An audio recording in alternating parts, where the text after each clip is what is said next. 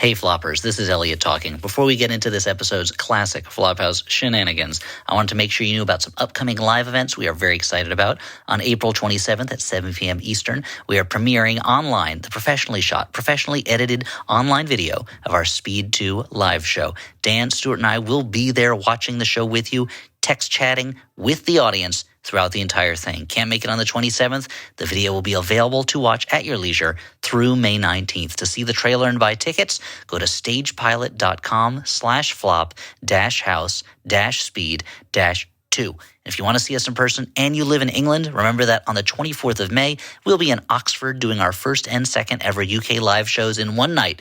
7 p.m., we're talking The Avengers. 9 p.m., we're talking Spice World. 2 shows, one night. For tickets and more information, go to flophousepodcast.com/events. Now that's enough live show hype from me. Let's get to that patented Flophouse silliness. Take it away, Peaches.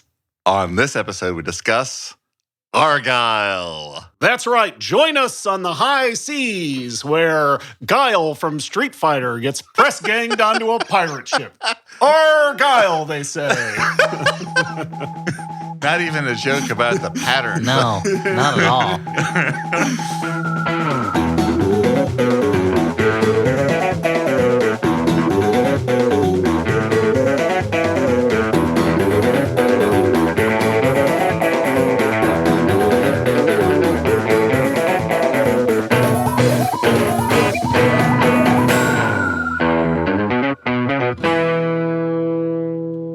And welcome to the Flophouse. I'm Dan McCoy. I'm Stuart Wellington. I'm Elliot Kalin, and I'm so excited to tell you that if you're listening to this on the day we release it, you have a chance to chat with us later today, Saturday, April 27th, when we see you at the online premiere of our Speed 2 streaming event, the Flophouse Sync Speed 2. I'll tell you more about it later in the show, but that's at stagepilot.com/speed. Today, we'll be chatting today while we watch it if you're listening to this on the day it's released. If you're listening to this the next day, well, you're partly in luck, but I'll tell you more about that later. I mean, we'll see you in the sense that we'll see your usernames on the screen as they chat. We will actually be seeing ourselves, which is sort of weird. We're going to log on to see our own faces as we had a conversation we had several months ago. Yeah, I mean, and that'll be weird for two of us, the two that don't routinely post videos of our own workouts online to then watch them later. Wow, where is this coming from? Elliot says that as if he doesn't masturbate while watching said video. Oh, I thought you were going to say... I see the bookmarks. I know he's watching that shit. You see how much he saved, yeah. I thought you were going to keep it thematically consistent and say he masturbates to videos of himself. No, why would I? That's me, baby. And there's grade A beefcake coming my way. Stew beef. But Dan, what do we do on this podcast other than reveal that I masturbate to videos of stew? I have honestly forgot. Wait, we watch a bad movie, and then we talk about That's it. That's what we do. So, you know, it's now on Apple Plus streaming for all who subscribe. It's this a new podcast, or do you mean the movie that... Well, not this podcast, unless you mirror it on your Apple TV. Then I guess you could probably pretend that it's on Apple Plus. But no, the movie that we're talking about, it's new to streaming for not all, but many. And it's undercutting the sell. Oh my God. Dan, my commitment to truth. Dan is the Gil. Gil is the car salesman on from The Simpsons. Yeah. Oh God. Yeah. Based on the kind of Jack Lemmon, Glengarry Glen Ross character. Dan is so under the impression that the streaming release of Argylle is the cultural event of the year. He's been talking about it for weeks leading up to this.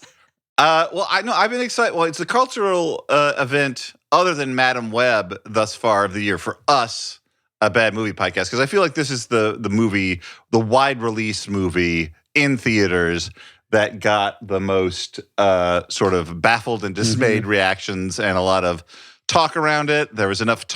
and it was there was a lot of talk beforehand about people lying that Taylor Swift wrote a book that it was based on for some reason. That's how big the footprint was. I forgot about that part. Yeah, that was good publicity work on the part of whoever publicized this. That they managed to connect it to the most famous person in the world, who is otherwise unrelated to the movie in every single way. Not since Mark Millar told the artist of the Ultimates to make Nick Fury look like Samuel L. Jackson, thus creating the role for Samuel L. Jackson. Has there been such a successful marrying of a property and a famous person who is not related to that property in any way? And for old people, they snagged the new Beatles song for this, like a year ahead of time. Apparently, like, the guy heard the new Beatles song. He's like, "I'll have that, please." And it's I was reading about it. How the director was hanging out with his friend John Lennon's son, I guess, or something, and was like, "Oh, I've got a new song. Would you like to put it in your film?" And that's how it happened.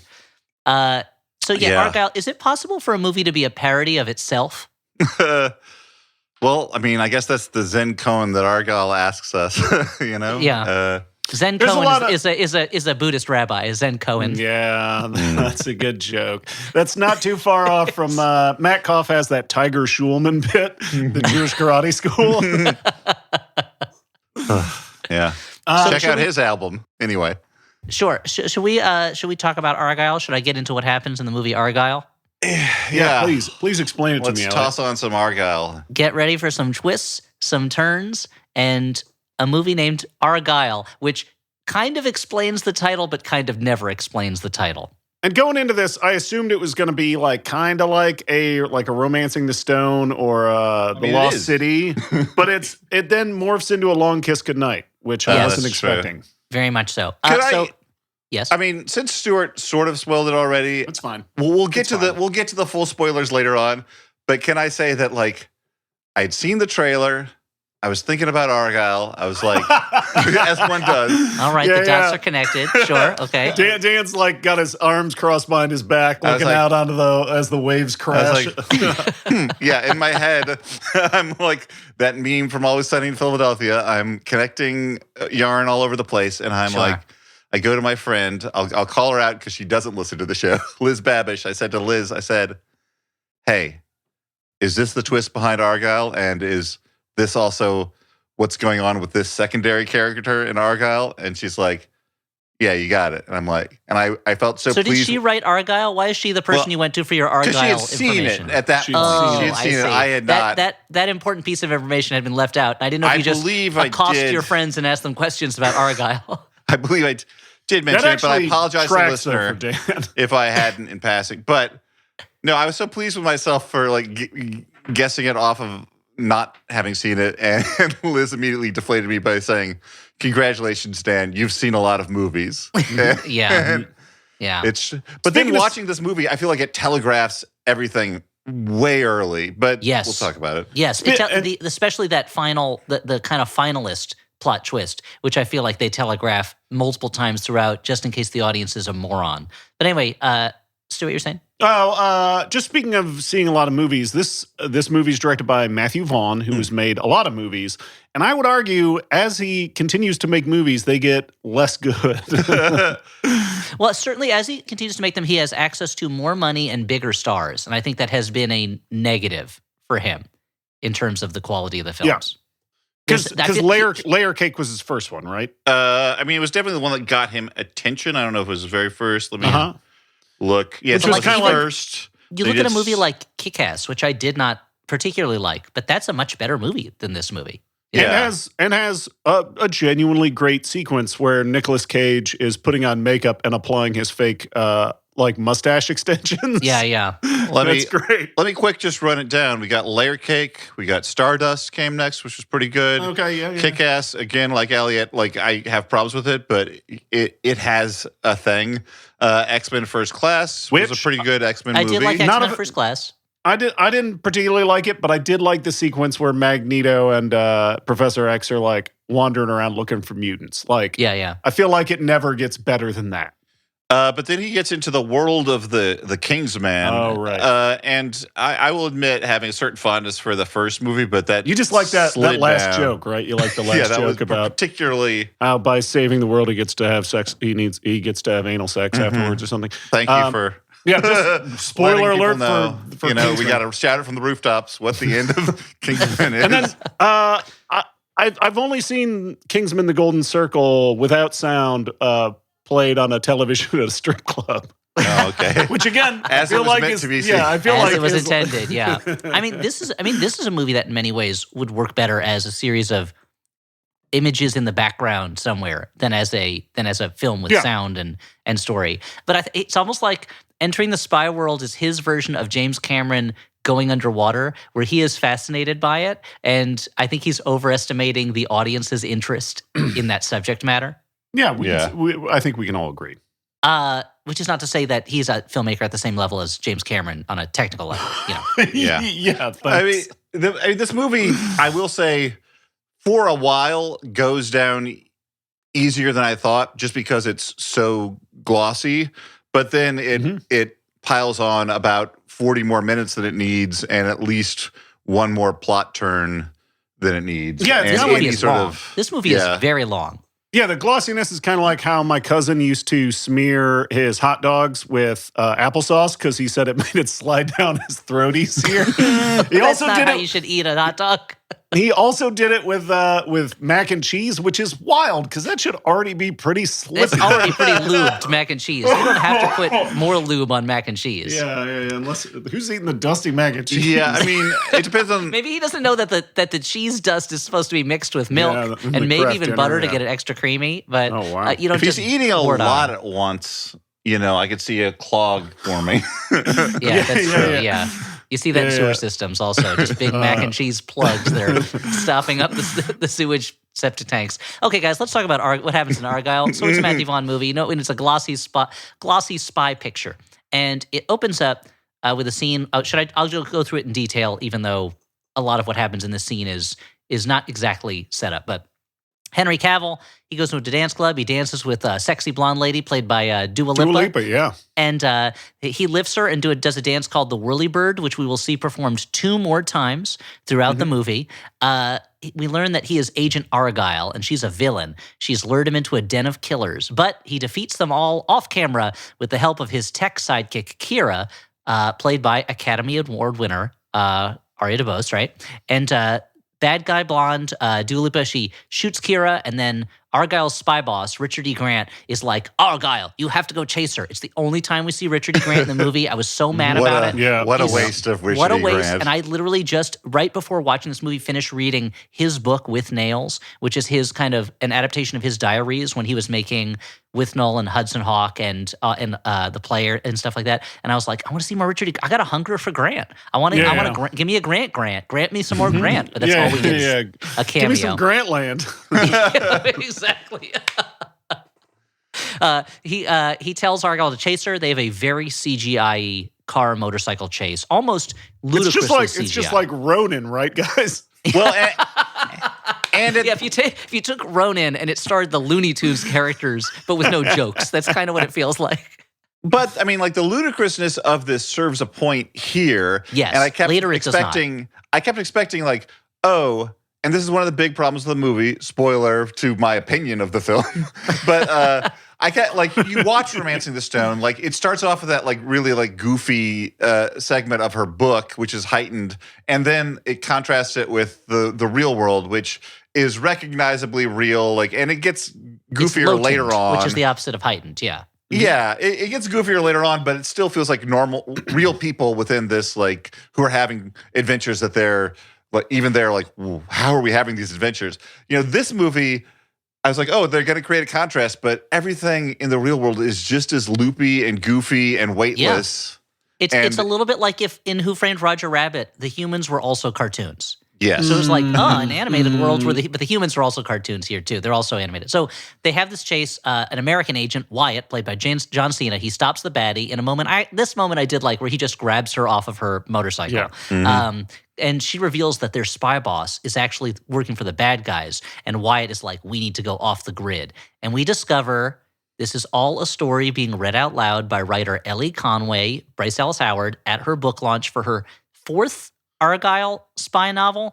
And the way she does the book launch is she reads the final chapter, it seems. So she reads the end of the book and then answers, I think, 3 questions, and then that's the total event. I got to point out, there's a moment where one of the fans that are book reading, who we later find out is an enemy spy, but he's like, Yeah, your books are like a lot of other famous spy authors, like John le Carre, were formerly spies, and like you're a lot like that. I'm like, have you never read a fucking John le Carre book? He says your books are so real. It's clear that real spies read them, and you're like, the thing we just saw was so deliberately over the top and heightened and like James Bond at goofiest. That being said, if the whole movie had been that first scene at that level, I think I would have enjoyed this movie more. Because as Dan was saying, instead of it being like, that was her fantasy world, but here's what the real world of spies is like. The real world of spies is just as silly and crazy and goofy and nonsense so I guess, as that one. I guess he is right, though. I guess real spies are just like the crazy crap we just saw. Yeah. In the world, actually, that would be a funny thing if in the world of this movie, that is what real spycraft is. Is a lot of like quips and like glamorous dance-offs and things like that. I definitely also had a problem with this moment, though, for the same reason, like this reason and another. I'm like, number one, were we supposed to just have seen a Le Carre style realistic spy story? It hurts that he mentions John le Carre. It really hurts that he says that. Pasty old men sitting in shabby rooms, schlubby English guys just sitting around. Have you ever seen the movie of The Spy Who Came In from the Cold with Richard Burton? It is like, if there is any movie that teaches you not to be a spy, it is like it tells you like, don't do it, don't ever do this job, don't do it. It's that one, yeah. But there's that, and then also this tips the hand right away. You know, not to me, of course. I've seen a lot of movies. I guess the twist, but like, I think that the screenwriter was like, "Oh, I'm having a little fun. This is some clever foreshadowing of like they all turned." But he says like they all turned out to be spies. He phrases it that way, and you know, she is going to turn out to be a spy later in the thing. Now, I don't know how much of this. Now, here's my theory on this movie. Yeah, it was once told to me by friend of the show John Hodgman that he had been told that they had that the people who make like mystery TV shows had research showing audiences liked guessing the mystery before the characters. Yeah. They did not like to be surprised or shocked. They liked to know the twists, and this movie feels like that. It is telegraphing those twists so frequently and in ways that you either like, is this serious? Like, are you like this is a red herring, right? Because that can't be the real twist because you're basically telling me what it is. But I wonder if that's the idea behind it, is like people like to go, oh, I'm smarter than the characters in this one. I know what's going to happen. But it also makes the characters in this movie seem really dumb, especially the main character who, for someone who's supposed to be a best-selling novelist, comes off as so kind of like inept at everything, but also writing. Anyway, the point is, she became a writer after an ice skating accident. This is a detail that this is one of the few details that seemed like a throwaway, and then later I was like, oh, I guess they are going to do something with this. Yeah. But everybody loves her. She's a huge best-selling author. The guy at the thing asked if she's a spy that night, and someone else asked her out. Do you guys think I feel like it would have played better, at least for me, if her spy novels were like middling. Like she wasn't that successful. For sure. If she was an unsuccessful spy novelist and it turned out she had this diehard readership that were all real spies because she knows, but this movie doesn't do anything small. It does it all big. It's got to be as big as possible. Yep. If she's a writer, she's got to be the best-selling writer in the world. If she is to the point where later on a fan of hers is live streaming her sitting at a park bench because if Stephen King was at a fucking park bench, do you think people would be like, I got to get this on camera. I got to live stream it right now. No. I would take a surreptitious picture, perhaps, of Mr. King. I'm sorry. Forgive me, Mr. King. I'm a fan. But I would not live stream him because I don't think he's going to be doing anything particularly interesting. No, maybe just kidding Rowling. If she was sitting somewhere, I could see that happening, but they'd be like, oh shit, we got to capture whatever she's going to say. It's going to be bonkers. She's going to say something terrible. Yeah, she's going to... Yeah. So that night, and someone at the reading asks her out on a date as a question from the audience, which is bad etiquette. Please don't do that if you're at a public event. But she goes, no, I've got a hot date. That night she's alone at home with her cat, Alfie. She's got to get to work finishing her next book, which is very funny because she's like, okay, time to get to work. And she has about 5 sentences left to write in the book. Hey, like it's almost over. Dan, you got thoughts on Alfie here? Alfie, I do want to say, what's it all about, Alfie? I'll tell you. It's about, mostly Alfie is played by CGI, but when Alfie is played by a cat, great intelligence. Imaginary, yeah. But in the moments where there's a real cat, apparently that's Matthew Vaughn's wife's cat, and his wife is I couldn't. I can't. Claudia I couldn't tell Schiffer. you. Really? Yes.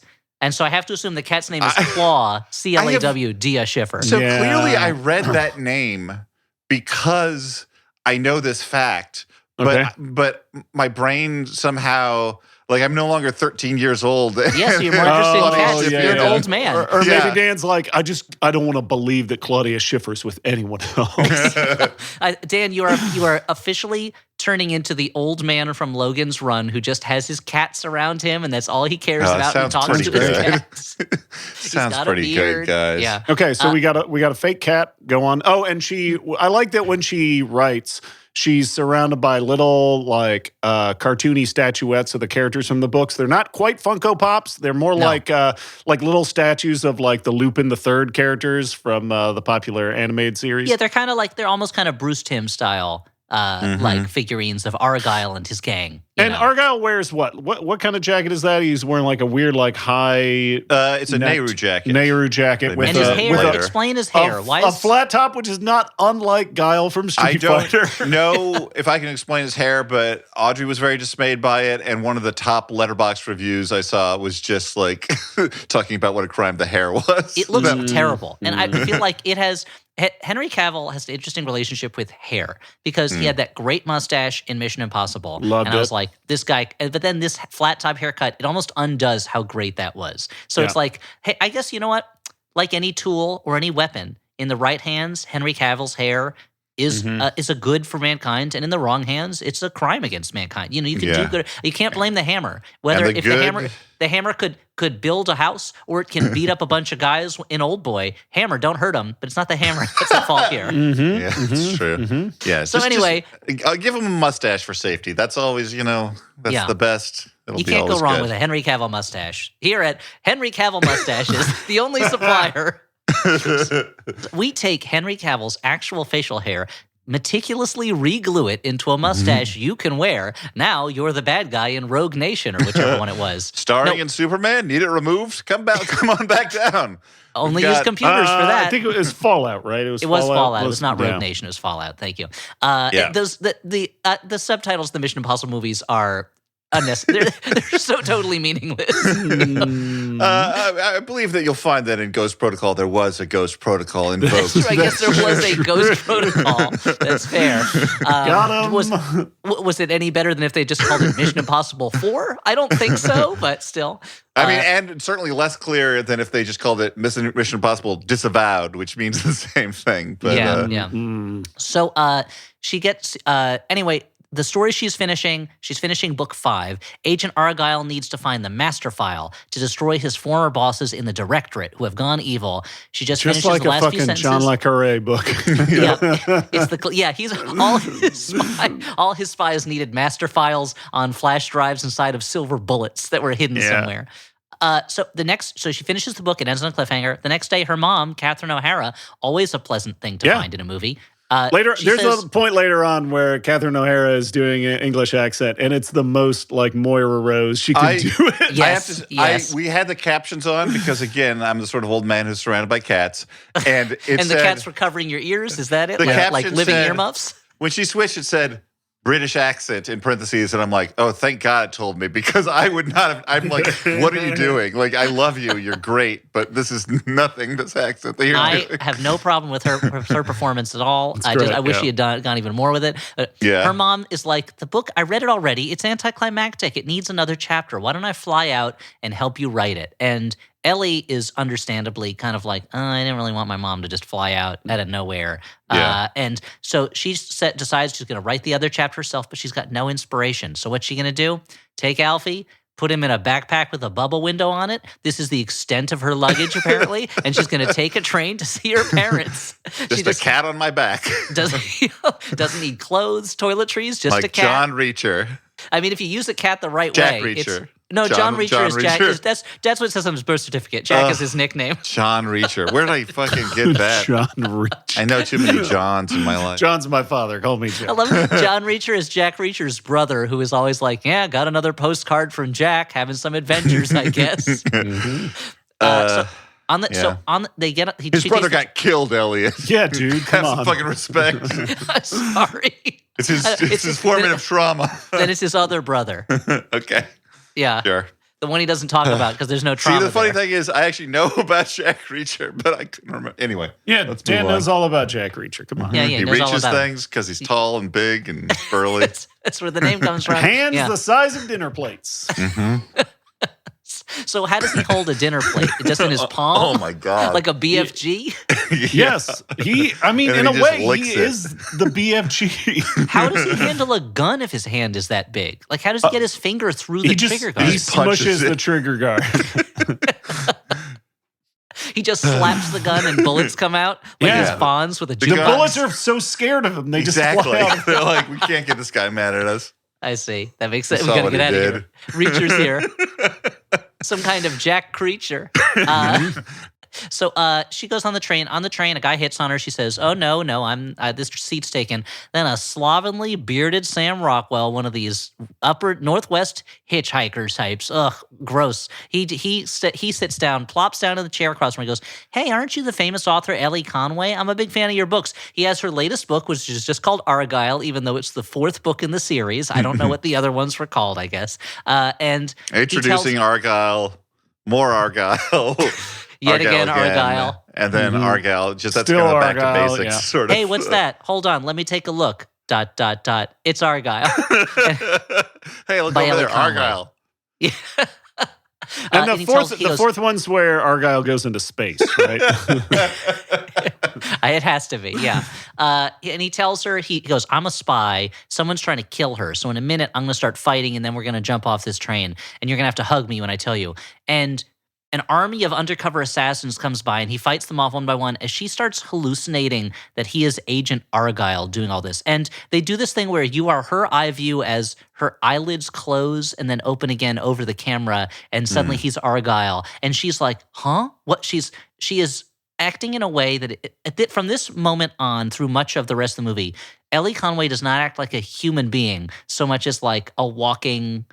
I don't know, like a walking collection of plot things. You know? Well, she also seems like she's maybe on some Klonopin or Xanax or something. Like the way doesn't bring a lot. They should have shown her, because we know she doesn't like to fly. Maybe she doesn't like trains either. They should have shown her taking a Xanax before she gets on, because it does feel suddenly like she's drugged. And there's no explanation for that other than later on, as we find out, just the drugging of a human psyche in turmoil and fighting against itself. Anyway, and for somebody who's nervous about flying, she seems much more comfortable around dead bodies than I would expect a normal person to be. yes, and she I guess processes that very fast. They kind of explain that. Also, this technique where you're kind of seeing Sam Rockwell and then Henry Cavill back and forth, the first thing I thought is, that's a lot of effort to make something unpleasant to watch.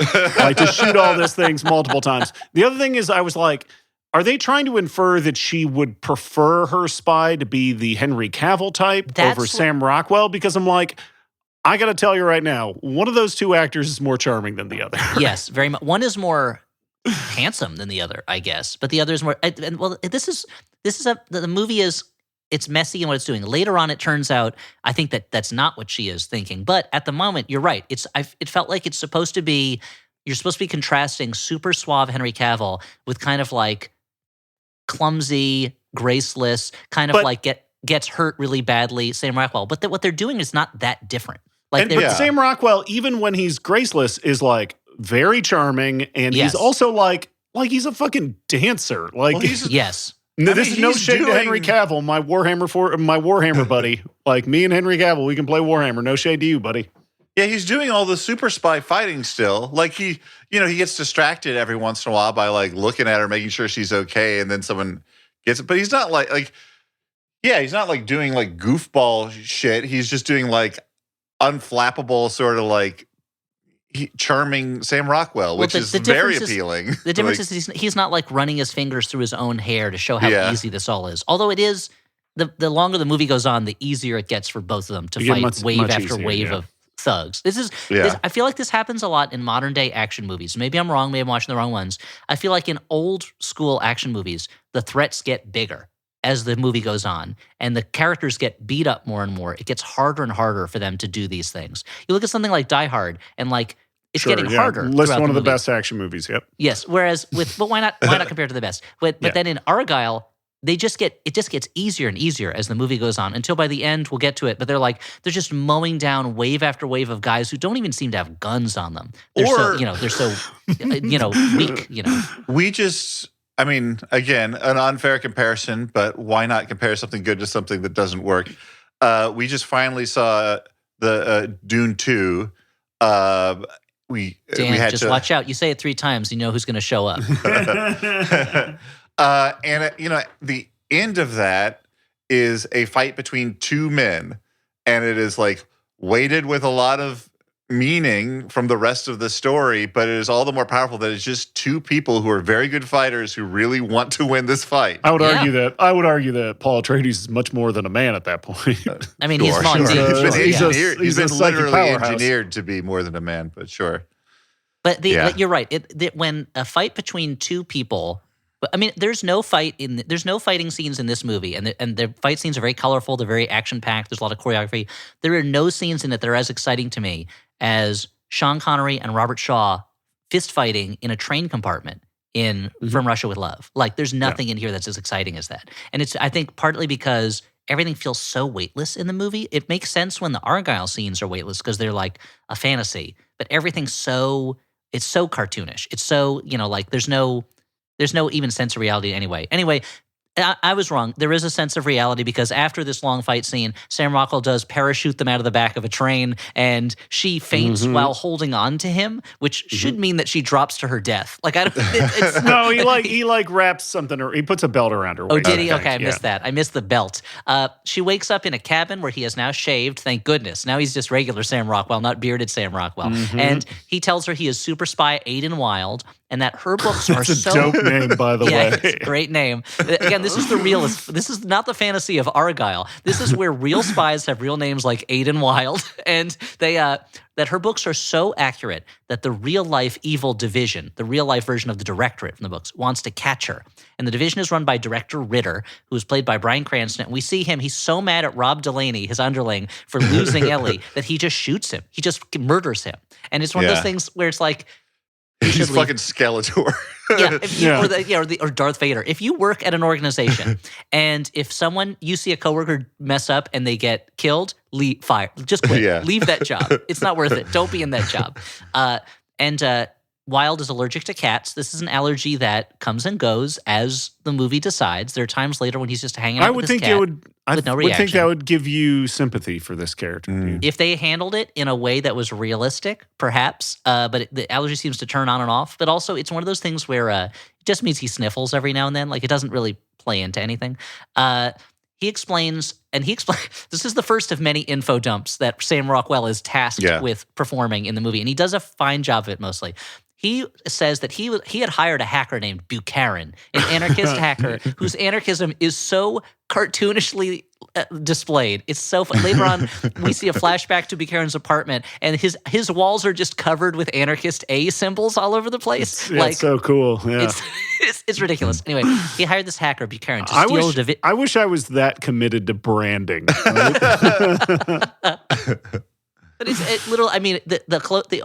so my older son, he loves the LA Dodgers. All he talks about is the Dodgers. Most of his shirts are Dodgers shirts. He has some Dodgers stuff in his room, but it's not just that the walls are spray painted with the Dodgers logo over and over again, as if he wanted to make his own wallpaper out of the Dodgers. That's the anarchy of it. Yeah, he's like the Joker, but for the Dodgers. Yeah, exactly. I mean, are you already prepared to do something like that for his inevitable Dodgers-themed bar mitzvah? Oh, it's going to happen for sure. Yeah, I'll see if I can get Shohei Ohtani to show up. Maybe he can be the rabbi. What's the Dodgers mascot? Is it like a man with a baseball head? What is it? I don't know that they have a mascot, to be honest. Then I have no interest in seeing one of their games.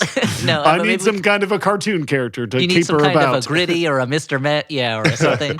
Some kind of a fanatic of some kind. So anyway, Wilde is explaining, look, I hired Buchanan to steal the division's master file, which they easily organized and collated all the bad things they did and all the evidence for it into one master file. It was very helpful. He put it on a flash drive inside a silver bullet, but the hacker disappeared. And I want you to use your writer's intuition to find him. So they fly to London. She's afraid of flying, but he talks her through the takeoff. Which, by the way, this is a dumb plan that makes more sense when the reveal when they reveal stuff later, it does make more sense. No, this is what I was going to say. Like, the idea that she would be predictive in the way he wants her to be is ludicrous, but then, like, that's not actually what's going on. But that, I would argue, that's a better plot for the movie than the twist reveals. I think the idea of, like, somehow she's such a good writer that she can predict things that are going to happen is kind of more fun to me. You know? Pitched like a good, like, procedural show. I can see that. Yeah. It's like Castle, but predictive Castle, you know? Yeah, like early edition Castle. Yeah. If she's in a fight scene and she's like, how would I write this scene? Okay, I would make sure that this guy, that I would, like, that guy, I would give him, like, a weakness. Maybe he's got, like a really bad, like, an Achilles heel that's not good. Kick him in the heel. That didn't work. Okay, maybe another thing. What if he has, like, a weak heart? So if I surprise him, and the guy has a heart attack and dies. It's like, amazing. Okay, yeah, I did it. Like, this is more fun to me. Predictive Castle. You did it again. You predicted it. That's more fun to me than what we get. But anyway, they go to London. They go to the Alfred Memorial, which is a real memorial. And that's where he was supposed to meet the hacker. He wants her to invent her next chapter right there in the hopes that it'll lead them to Buchanan. And she envisions Argylle and his sidekick Wyatt finding a fancy phone chip, which leads them to a satellite relay, which helps them locate the hacker. And the division is, meanwhile, watching all this through a closed-circuit TV camera because they got tipped off because one of Ellie's fans was live streaming that she's sitting at a park bench in a park. And so we're cutting between Ellie, the division, and Argylle, who is a fictional character, all racing to see who can get the address for the hacker's apartment from the satellite relay. Yeah. They figure it out. Ellie and Aiden go to the apartment. It's empty, except for a little bit of furniture. It's empty. The walls have been cleaned of anarchist symbols. We'll see them later. And they find a hollow floor. How was it discovered? Because Sam Rockwell starts dancing. Well, also, like, before that, Ellie's like, there's clues here. I can feel that this means something. And he's like, no, nothing. We got to go. And I'm like, what are you talking about? You're the one who brought her because of your belief that she has this information, and now you're immediately dismissing it. Nothing in this scene makes sense. And the clues that she is finding don't mean anything. Like, they're not real. Like, they find the hiding place for the master file logbook purely by chance. But yeah, why is he suddenly like, this doesn't mean anything when this is his plan? She should be the one who's like, no, this is meaningless, and then finds something. The scene is backwards. Like, they reverse this scene for some reason. Yeah. Yeah. And also, I mean, I don't know when best to address this, but I'll just do it now for a pause. The allegations against you? Yeah. You said it's all hokum? He actually said hokum pokum. I think he meant hocus pocus. Yeah. Because he was referring to his favorite movie, of course. But. I am still aware of who Claudia Schiffer is. I don't just No, I just don't get the whole MacGuffin angle of this thing where why, if this thing is lost, is the division putting so much energy into, like, handling it the way they are? It's lost. It's lost. You're doing good, guys. Well, like, if anything, work to, like, kill the people who are still working against you, Rockwell, and we will meet later Sam Jackson. Like, that's a much easier task than finding this lost thing through a series of mental manipulations. Here's what I'll say. Just because it's lost it's not really lost. It's being stored somewhere, and they don't want somebody else to get it, which I understand. But also, it's one of those things too where you're like, well, if the good guys are looking for this thing, why don't you let them find it and then kill them and take it, rather than trying to kill them throughout? But I guess what they're really trying to do is they're trying to kill Sam Rockwell, but not necessarily Ellie, as we'll find out later. I mean, the twist, none of the movie, the reason is because got to have action. Because it's an action movie. There's no real reason why anyone's doing anything. Why is anyone doing There's no meaning behind life. Come on. It's just we're just wasting time till the Grim Reaper taps just us on a the lot of shoulder and action. says, "Buddy, you're done." So Oh, man. they just It's do it. action until there's no more action anymore. Exactly. That's called entropy or extropy. So they find the hacker's code book or whatever. The division team shows up. There's another fight 'em up scene. Aiden Wilde, the hero of the movie, tells Ellie that when he shoots someone, he wants her to then crush their skulls with her foot to make sure they're really dead. Like you're doing the twist. Yes, she has a lot of issues with this, understandably, because you are murdering someone who has already been taken out as a threat. So she can't bring herself to do it. Also, if you're going to do that, why do it in a way that gunks your foot all up? Just take his gun and shoot him again, maybe once he's been. I don't know. Yeah, and I don't. If killing's involved already, is she wearing the right footwear ways to Mario stomp these guys' heads to death? Yeah. I mean, and of course, the reason is because later on, she is going to have to go through this again in a way that where it looks like she's going to do it to the hero. Like it's one of those things where it's like, why is this scene in here? So that it can set up a suspense scene later on. Yeah. But it doesn't really make sense why you would That's have how it. you do it. Yeah, it That's has how a you lot of do that. it, folks. That's how you. That's screenwriters. I hope you guys are taking notes. One thing. If you need to know one thing, set up stuff so that it pays off later. But it's okay if the setup is meaningless and doesn't have to happen. And if the payoff doesn't have to happen, it's just action. It's just action all the way down. Honestly, nothing has to happen. Nothing has to happen. You don't have to make movies. You don't have to.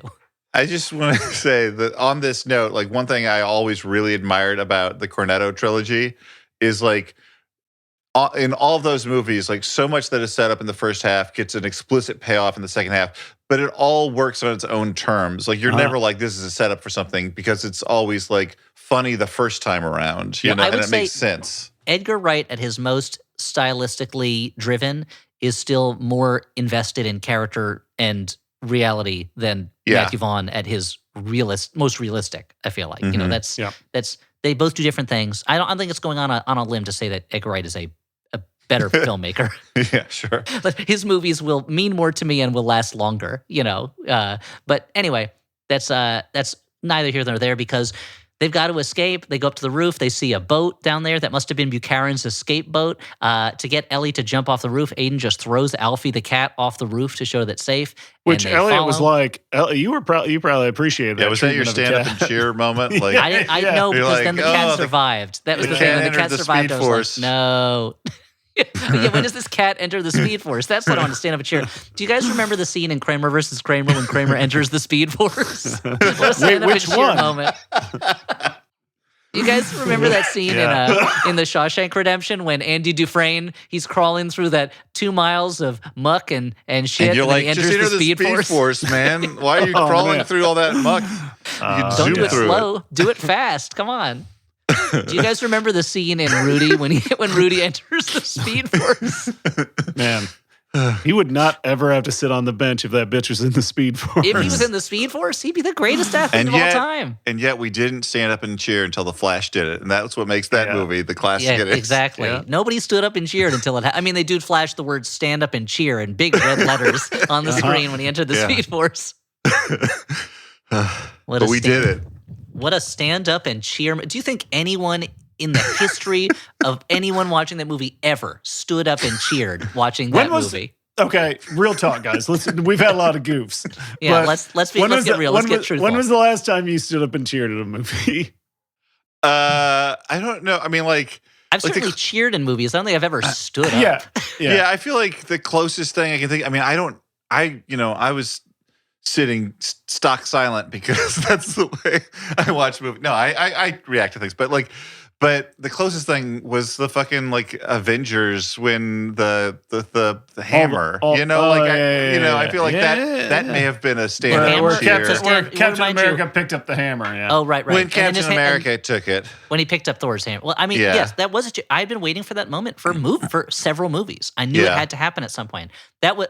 But you're saying somehow seeing this character that we have come to know and love over a series of films, showing that he was worthy to wield the power of a god, another character, was more of a stand-up and cheer moment than seeing a character we had just met in that use his power.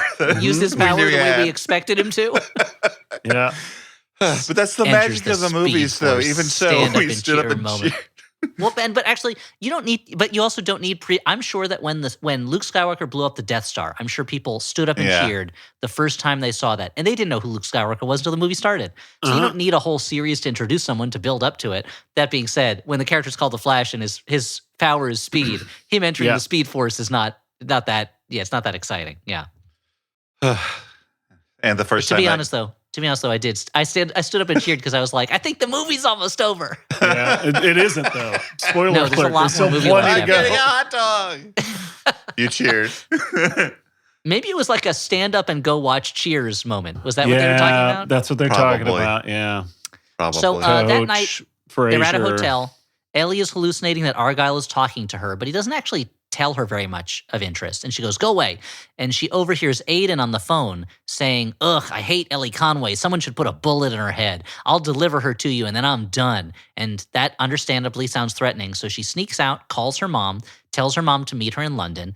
The next morning, I guess, Ellie goes to her mom's hotel room. I don't know how fast that plane is, but that was a fast flight. She hopped on the Concorde. In this world, the Concorde still exists. Yeah. I see. I believe it makes sense. It's a world of super spies, of course. Why wouldn't a super fast, super loud plane that nobody really needs that badly and so went out of business? Why wouldn't it still be around? So, there's a knock on the door. She goes, Mom, don't answer it. The door opens. It's Director Ritter. And Ellie is shocked until she goes, Dad. What? Her dad is the evil bad guy director? Twist. Didn't see that twist coming, did you, Twisties? I mean... This movie is twisted. It's pretty Audrey twisted. Just said, that's got to be her dad, right? Before it happened. But yeah, it was a pretty good twist. No, I mean, it's it's going to happen. But also, here's what I was hoping. I was like, okay, there's two ways I want this to go. Either he's a bad guy and Catherine O'Hara doesn't know it, or her dad is identical to Director Ritter, and they're going to get mixed up at some point. That's what I want to see. And then they have to go on a date on the same night. And this kind of bungling Colorado dad is just kind of, or Chicago dad. I guess they live in Chicago. This bumbling Chicago dad is just kind of like thrust into running an evil directorate, and he's like, sure, okay. I would love to see that. That's not what happens. Yeah, that's actually pretty good. I like that one. He turns out to be Ellie's dad. She hands him the logbook. He starts flipping through it. And with noticeable glee on his face. But then Aiden bursts in. Oh no, he puts a gun to the dad's head. And the dad instantly drops his cover, reveals he's a bad guy. Ellie's mom puts a gun to Ellie's head and starts talking in, as Dan saw from the captions, a British accent. And she's like, what's going on? And Wilde shoots Catherine O'Hara, knocks out the dad, and then drives off with Ellie. Just as Ellie's about to get in the car, she realizes she left Alfie the cat up in the hotel room. But he's like, you can come with me and learn some things, or you can go try to rescue that cat. She makes the wrong decision. She goes with him instead of going back to get her cat. That's not a heroic thing to do. If she was Sigourney fucking Weaver, she'd go back for that cat. Yeah. And it's also, in direct opposition to the screenwriting rule that states that one does explicitly that thing. Yeah, that you go back and save said cat. That's what. That's what makes her an unlikable protagonist. Well, and also if there. That's the only thing. You've set up for me that there's one relationship that means more to her than anything else in the world, and that is this dumb cat, this dumb CGI cat. So, and then she's like, I guess I will leave the cat behind. Like, come on, what are you doing? Anyway, she hallucinates Argylle again and then passes out, I guess just for the sheer exhaustion of the last couple of days. She wakes up, they are driving to the French countryside. I'm sure there's a way to drive from London to the French countryside. I don't know what it is. Maybe a ferry is involved at some point. I don't believe there's a bridge across the channel. The channel now, right? The channel is a train. I don't know that you can drive a car through it, but maybe I'm wrong. Is it the same Dan's car? Googling it. I don't know. Google it. Maybe again, I've never done it. I'm sure there's some way to do it. There's spies, dude. Maybe their fucking car turns into a gondola. That's just like which Roger Moore was that? With Moonraker, where the pigeon does a triple take. I feel like Matthew Vaughn saw that scene and he's like, perfect. I'm making a whole movie like that. I want my whole career to be like that. They're driving to the French countryside. They get to an isolated vineyard owned by. There's a channel tunnel that you can use for your car. Oh, okay. So there is a driving tunnel. Okay, that's fine. Then please strike it from the record. My worries about how they drove there. Yeah, leave it in. Double it. Leave it in. No. Yeah, make it more. That's the trailer.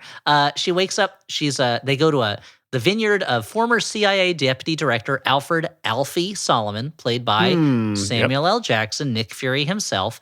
And he uses winemaking as a very on-the-nose metaphor to reveal that Ellie is actually about to meet the real Agent Argylle, because Ellie, Dan, hold on to your fucking socks. They're gonna blast right off your feet. You're gonna flip over backwards with your feet in the air like this is a Bazooka Joe comic. When you learn this stunning twist, Ellie is the real Agent Argylle, or actually Agent R.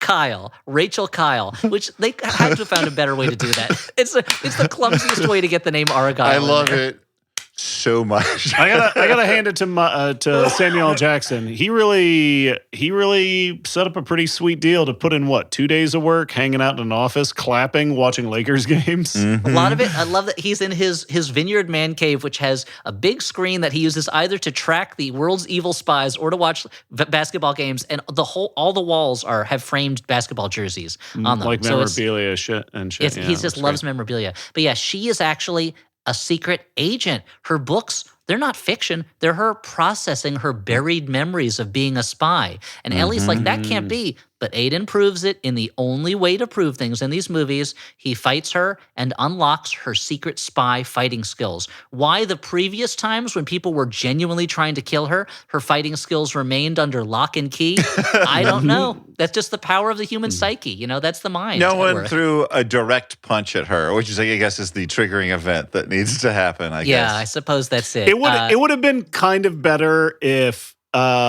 she was like, but what about all those other times when you killed all those guys? And Aiden's like, I didn't kill them. You killed them all. And we get a flashback of her like murdering all these guys, black and white, like with like a blank look on her face. To be honest, I would have liked that kind of more. But it would have made more with sense. like a look of horror on his face. He's like, "What are you doing? You watched her upgrade her way through these dudes. Yeah, you were always the most brutal of us, a beast, a monster." So, guys, you were flabbergasted by this twist, right? Like, you did not know how to handle it. Your minds were blown. Again, I thought to myself beforehand, how would I write this movie based on this trailer? These are probably repressed memories. She's like been brainwashed. I had to go all the way back to the beginning and start over because I'm like, I must have missed something. Yeah, there's Let me pick up clues. the clues.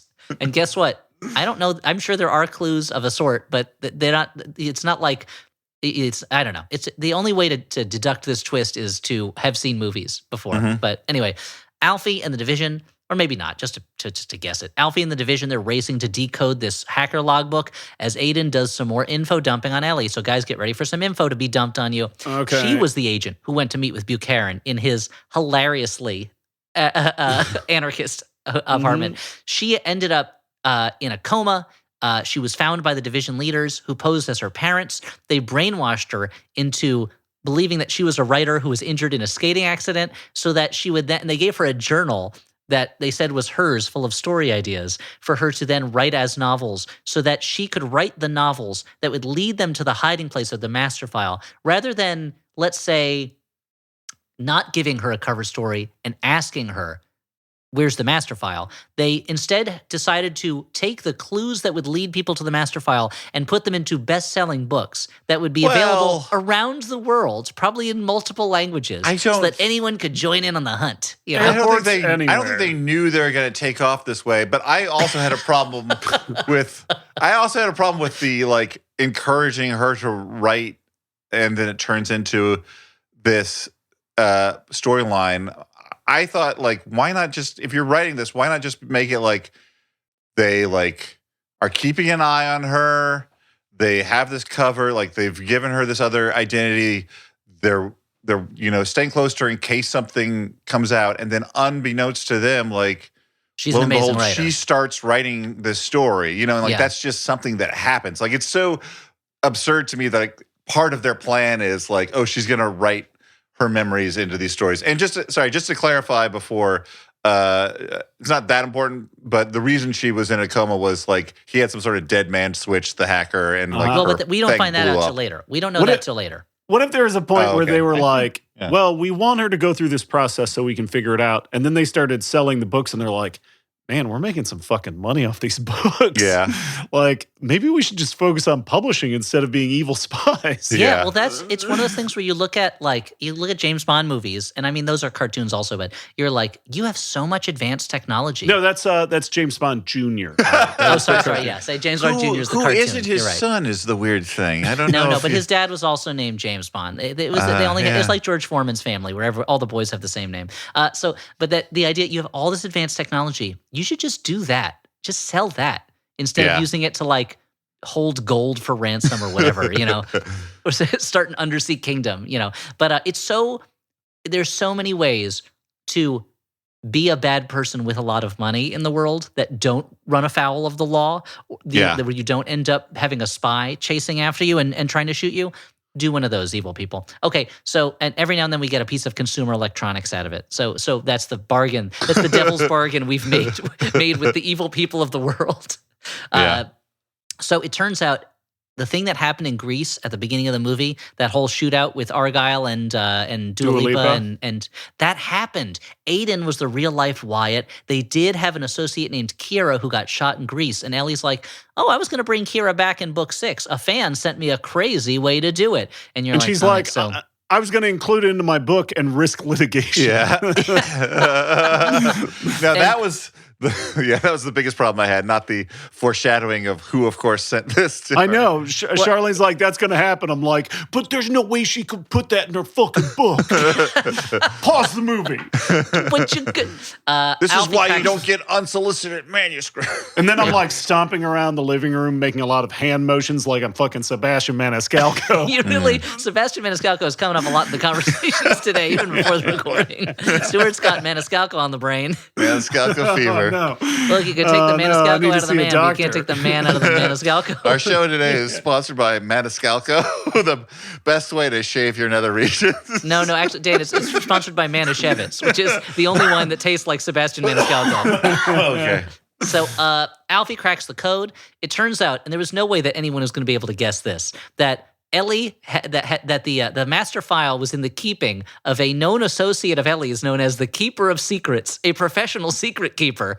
How could they have ever thought that? How could they have cracked this amazing thing? Ellie is nervous, but Aiden's like, "You're going to have to go with me on this mission to get it." They go to, as the Chiron tells us, Arabian Peninsula. No country, no city, nothing. We can say weird. Chicago, but we cannot be any more specific than it's somewhere on the Arabian Peninsula. Which felt racist to me in a way, and I'm not quite sure if it is or not. They show up dressed as glamorous spies. They go to luxurious oasis complex. Ellie is nervous. So what do you do when someone's nervous and you want them to just not worry about it anymore? You dance with them publicly and you do the whirlybird move. And he reveals that they weren't just spy partners. They had a relationship. And this song that's playing, that was their song. That song, of course, is Now and Then, a Beatles song that was not released until 2023. So I'm like, when is this movie taking place? Is it taking place 20 years in the future? Yeah. I will say, you say they're dressed up like glamorous spies. I got to say, I'm not a huge fan of the dress that they put Bryce Dallas Howard in, the like glamorous spy dress, because it feels like it both like covers up her body entirely and also does nothing for her. So it's like, it should be something that empowers her more, I would argue, rather than covers her up and doesn't look particularly good on camera. Wow. I mean, that's Stuart's costume corner. That's my little and I will say Sam Rockwell with the little frosted tips. Thumbs up. More of that, please. Okay. So there's a jeer and a cheer here. It is ridiculous that they dress up as Argylle and Lagrange, the bad guy lady from the beginning, to get into this thing. It's I don't know. It's silly that they play those parts, especially because she should be dressed as Argylle. Like, he should be wearing some kind of spangly thing, or not. I don't know. Anyway, but they dance to their song Now and Then, a huge hit Beatles song everybody loves. It's everyone's favorite Beatles song since 2023 when it came out. Ellie meets with the Keeper of Secrets, and who, by the way, just I got to clarify, is not a greater demon of Slaanesh, which I was hoping for, but was disappointed by the omission. No, it is just a woman who keeps secrets. Who is Sophia Butea? Who's been in multiple Flophouse films. Yeah, we're gonna be seeing her soon. We got a date with Rebel Moon 2, right? we got a date with Rebel Moon 2 sometime. Right. I forgot that was her in the Rebel Moon series. Yeah, it's that old Rebel Moon shining down on us. So Ellie meets with the Keeper of Secrets, and she's like nervous. And the Keeper of Secrets is like, how do I know you are still the same Agent Argylle that I remember? And she hallucinates Agent Argylle saying, you don't need me anymore. You're all that you need. You can do it. And I'm like, well, Agent Argylle, have you done anything to help her up to this moment? Like, it feels like this is what happens after she has hallucinated Agent Argylle, like giving her tips, or helping her through things. But Wild like has been doing Dabney all that. Coleman in Cloak and Dagger. Sort Yes. of. Yeah, exactly. Like Dabney Let's get fucking Dabney Coleman in here. Yeah, get Dabney Spruce Coleman. this I mean, place how many up. times do I have to say it? Get Dabney Coleman If we're in here. gonna have a sexy spy Gary character, Coleman. That's not the Coleman I wanted. Come on. I said Dabney. I was clear about it. if you're gonna have a sexy spy, it better be Dabney Coleman. Yeah, the luxuriousness of that mustache. Look, Oh man, mustaches work. Let's just say it, guys. Whether it's on Henry Cavill or Dabney Coleman, mustaches I gotta work. grow my 3 fucking words to remember. mustache again. Mustaches work. Tashes is, of course, they publish art books, right? Anyway, Yeah. so Magnum PI. Oh, the list goes on. Anyway, yeah, yes, his name stands for mustaches Sam Elliott and are fucking Roadhouse. not. Wait, mustaches are great, not ugly, man. Please introduce. Inform. Please inform. Please spread this information about mustaches. Brought to you by the Facial Hair Council. So she bluffs her way into getting the flash drive with the master file, which is just her being mean. The person's like, how do I know you're the real Agent Argylle? Prove it. And she's like, fuck you, you piece of shit. And she's like, yes, you are the real Agent Argylle. Good job. And she opens up the file and starts to read it just on the computer right there. She is shocked by something she sees, but we're not going to find out what it is until a few minutes later, unless you guess what it is, because it's the most obvious thing that it could be.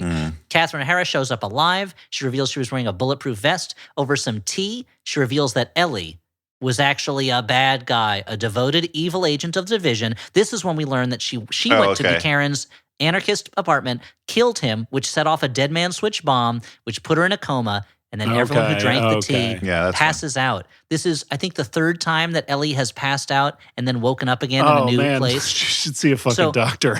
That can't be good for you. So if you want to see a movie where the main character is continuously roofied, go ahead. Go see Argylle. I guess that's a review. If you want to see a movie where a female lead is continuously passing out and waking up in situations she doesn't know how she got there, go ahead. Watch Argylle. No thanks. Wow. Elliot's a hero taking a stand. Yeah. Don't like it. So Ellie wakes up at Indicted. Division. She's at Division HQ. Director Ritter is destroying the flash drive, and he's like, we need you to tell us where Alfie is. And she doesn't know, but she figures she can get out of Aiden. And Ritter is like, if you give us our Alfie, we'll give you back your Alfie. He has the backpack with the cat in it. And she goes, I hate cats. And he just drops the backpack. That's how you know she's evil now. Aiden is getting beaten up for his info. And Ellie walks in and is like, why don't you just tell me? And he says no. So she shoots him. And then she uses her hacker skills to find Alfie. But meanwhile, Aiden, hold on, he's not really dead. And he beats up his interrogators and then shoots himself up full of adrenaline, so much that it has to kill him. It's in the biz we call that a Hong Kong cocktail. Especially if his oh no, so he's got to keep his heart rate up or he'll die. Yeah. Oh no. if he's got an injury near his heart, maybe it would. This part really annoyed me. Like, of all the like quote unquote twists, I mean, like, they don't wait that long to reveal like what's really going on, but even so, it bothered me because you're not watching Argylle thinking like, oh shoot, like she really just killed Sam Rockwell. Like she turned to the like you know that this is going to be undone. So why even play it movie like we're fools? Because twists, Dan. Because twist in action. It's you don't think there's Come on, have fun. You don't think there's you think they should have stretched it out a little bit, like him give final words. Maybe he's like a little bit of blood drips out of his mouth. I mean, I'm just saying. You're saying like, why not cut out the middleman? Just have her rescue Sam Rockwell. I will give the movie the slight credit that it doesn't try and extend this long at all. Like he doesn't try and like really fool us. Mm-hmm. But if you're gonna do it, I feel at this point just like have them like exchange a wink. So like you know, like I don't know. But like Aiden doesn't know because she can't blow her cover. Yeah. But this is up there with Chewbacca's death in Rise of Skywalker. Right. With the like Does this, I know this is not going to, they undo it. You have to undo it really, really fast because everyone knows Chewbacca is not going to die off screen, killed by the hero accidentally. Although when it happened, I was like, movie, if this is for real, I'll give you some credit for that. You're a madman. I don't know where you're going. You don't give a shit what happens. Like, you're insane. Yeah. I looked down, I'm like, I guess I should buckle my seatbelt. I don't trust this guy. No one's safe. I wonder if the theater will give me a refund on the 4/5 of my seat I'm not using because I'm just sitting on the edge. It turns out you call fucking Usher over and explain that. Like, what are you just saying? And Usher is like, yeah. Oh wow, Elliot knows a fucking Usher song. Just the one. That is fucking crazy. That's blowing my mind. It doesn't surprise you more that Usher is working as an usher at the movie theater? No, I'm more surprised that Elliot knows an Usher song. He's doing research for what? His concept album about working at his name. He's like, I've been at a wedding. I've been at a movie theater. Yeah. I spent a little bit of time as a toilet, but that's a flusher. That's a little different. And I spent a little bit of time as a candy with fruit juice in it, but that's a gusher. Also a mistake on my part. Just want to cover his bases. An actor prepares, An actor certainly does prepare, especially if you're Usher, who's not really an actor, I guess. It's the name of a book. I don't know. I mean, in what was the movie with Hustlers? I mean, he doesn't really act in that. He's just playing himself. Yeah. But playing yourself when you're Usher is the role of a lifetime. Wow. Thanks, VH1 behind the music narrator. Usher thought things couldn't get any better, but he was wrong, and they did. So the rise of Usher. So anyway, we're gonna find out Usher did something bad that we don't know about. That people are gonna be like, "How can you make jokes about Usher?" I don't know. I only know the one song. I watched his whole halftime show, and I still don't know any of his songs. Anyway, so he escapes the interrogation room. Ellie reveals to the bad guys, "Actually, I'm a good guy, and I just sent the master file to Alfie." And then an error message comes up on the screen that's like, "File not sent," and she goes, oopsie. And she knocks out fake mom and dad. Which does not kill them because why are they constantly knocking him out? Well, in movies, for some reason, there is nothing wrong with murdering low-level grunts, but there is some moral problem with killing the people at the top who are responsible. It's the same thing with Guardians of the Galaxy 3, where they're just mowing down people. And then when it's time to kill the High Evolutionary, they're like, "No, we won't do it because we're Guardians of the Galaxy." It's like, I don't know, man. If you're going to kill anybody, kill that one guy and leave everybody else alive. I still think they're supposed to have been using stun things. They talked about non-lethal force in that movie. I mean, Guardians of the Galaxy? So when Chris Pratt says, "Okay, Groot, kill them all," and they just start shooting people with blasters. Is that the line? I don't know. When they're fighting those pig monsters and they're just chopping their limbs off with swords, were those stun swords? And they can reattach their limbs later? And Star-Lord's like, yeah, use the stun weapons, leave them on the ship that explodes in a few minutes. I will say... There's that too.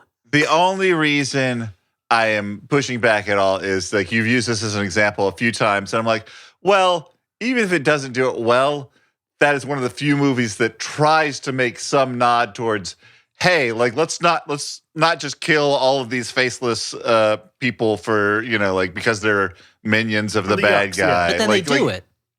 I know. I'm better. It's or in Rise of Skywalker where it's like, you can't kill the Emperor. That would be wrong. Yeah. You're right. I guess I'll just murder all these child soldiers who were forced to fight for you. I'll just blow them up en masse. It's like movies. Check yourself. Look at what you're doing. I mean, Argylle doesn't do this, but let me do a little Argylle script doctoring. Strip doctoring. Strip doctoring. Take this shirt off and I'll just take off my doctor. No, like you could have her not able to kill them because she has lived thinking that they're her mom and dad for a while. That's a good some fix. Yeah. Emotional reason. Anyway. Yeah, no, that makes sense. Even though she still has trouble doing that. But she knocks them out. She apologizes to her cat for saying that she hated it. She still loves it. She runs off to a weapons room where she is reunited with Aiden, and she tells him, I want a fucking weapons room.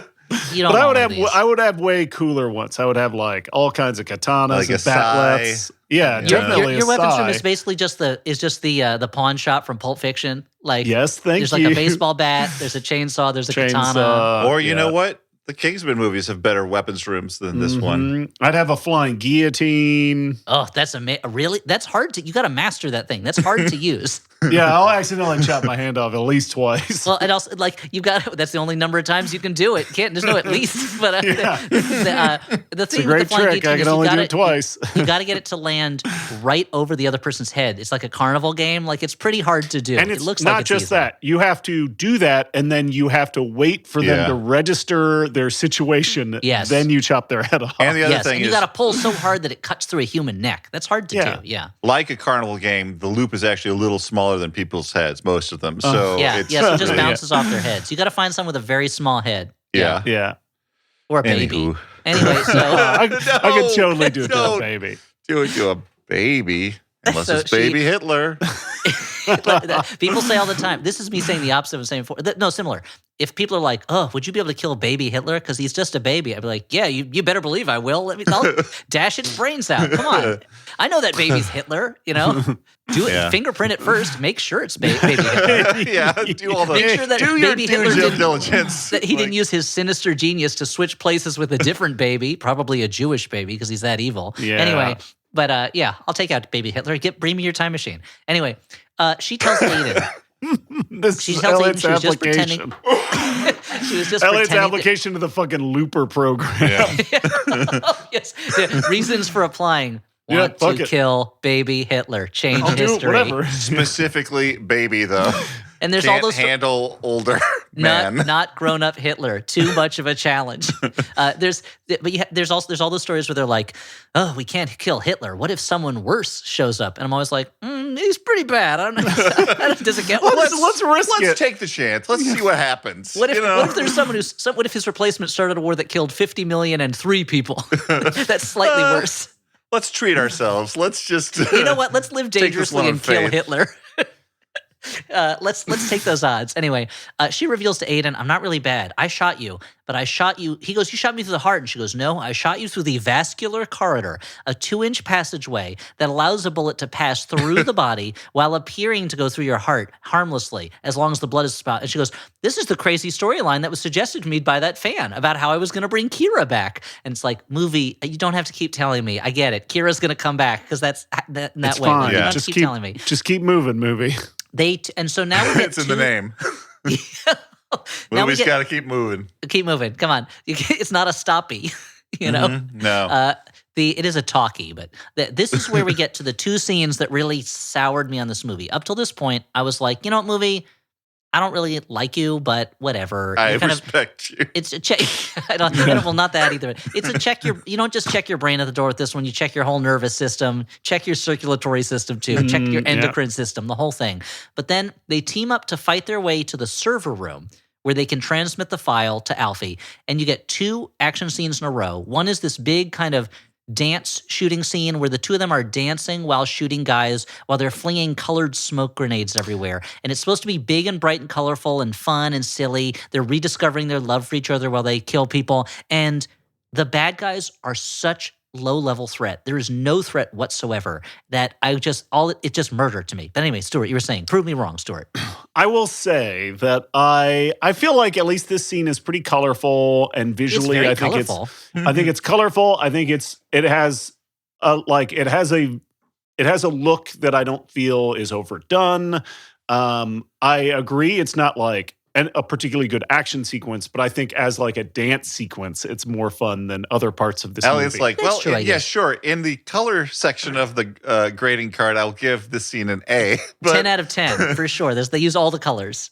I have some sympathy with what Elliot's saying because I feel like the older I get, the more this kind of like whimsical, gleeful murder of people on Yes. screen I think bothers certainly me. when I even if was the movie younger, is, I might have been more into it. The same way Yeah. that like when Sin City came out, I was like, this movie is cool. And now I think I don't know that I'd be able to watch it. It's just so grim. But and not the fun kind of grim where it's like the grim adventures of Grim and Mandy or whatever it was, the cartoon Sure. where the Grim Reaper hangs out with those kids. But yeah, I think part of it is me getting older. having a family, living in a world where people are killed routinely by guns and it's not fun. So to see like them kind of dancing their way through shooting people, I just can't take the same enjoyment out of it that I could when I was young and didn't think about that stuff. But then, so I will say this sequence is better than the next one where they're in a room that's leaking oil because of all the shooting. And so they're like, we can't use our guns. So they have to fight with knives. The bad guys are slipping all over the place. They cannot stand up. Nellie goes, wait, was I really an ice skater? And Sam Rockwell's like, yeah, you were a great ice skater. So she takes 2 knives, somehow shoves them into the bottom of her boots, and ice skates. Unnecessary.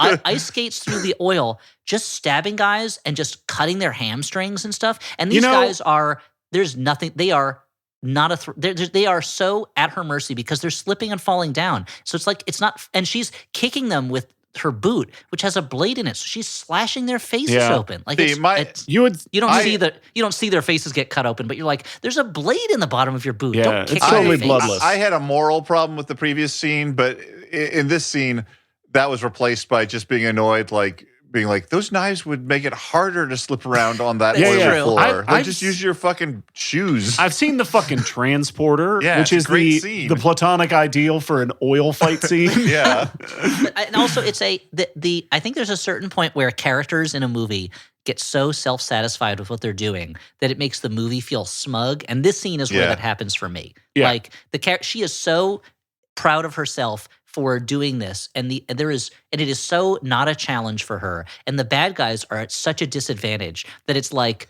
okay, yeah, you're super cool. I don't know, I don't understand. Like, I don't like you. Yeah, I stopped liking the character at that point. This makes me think of, like, I went to see.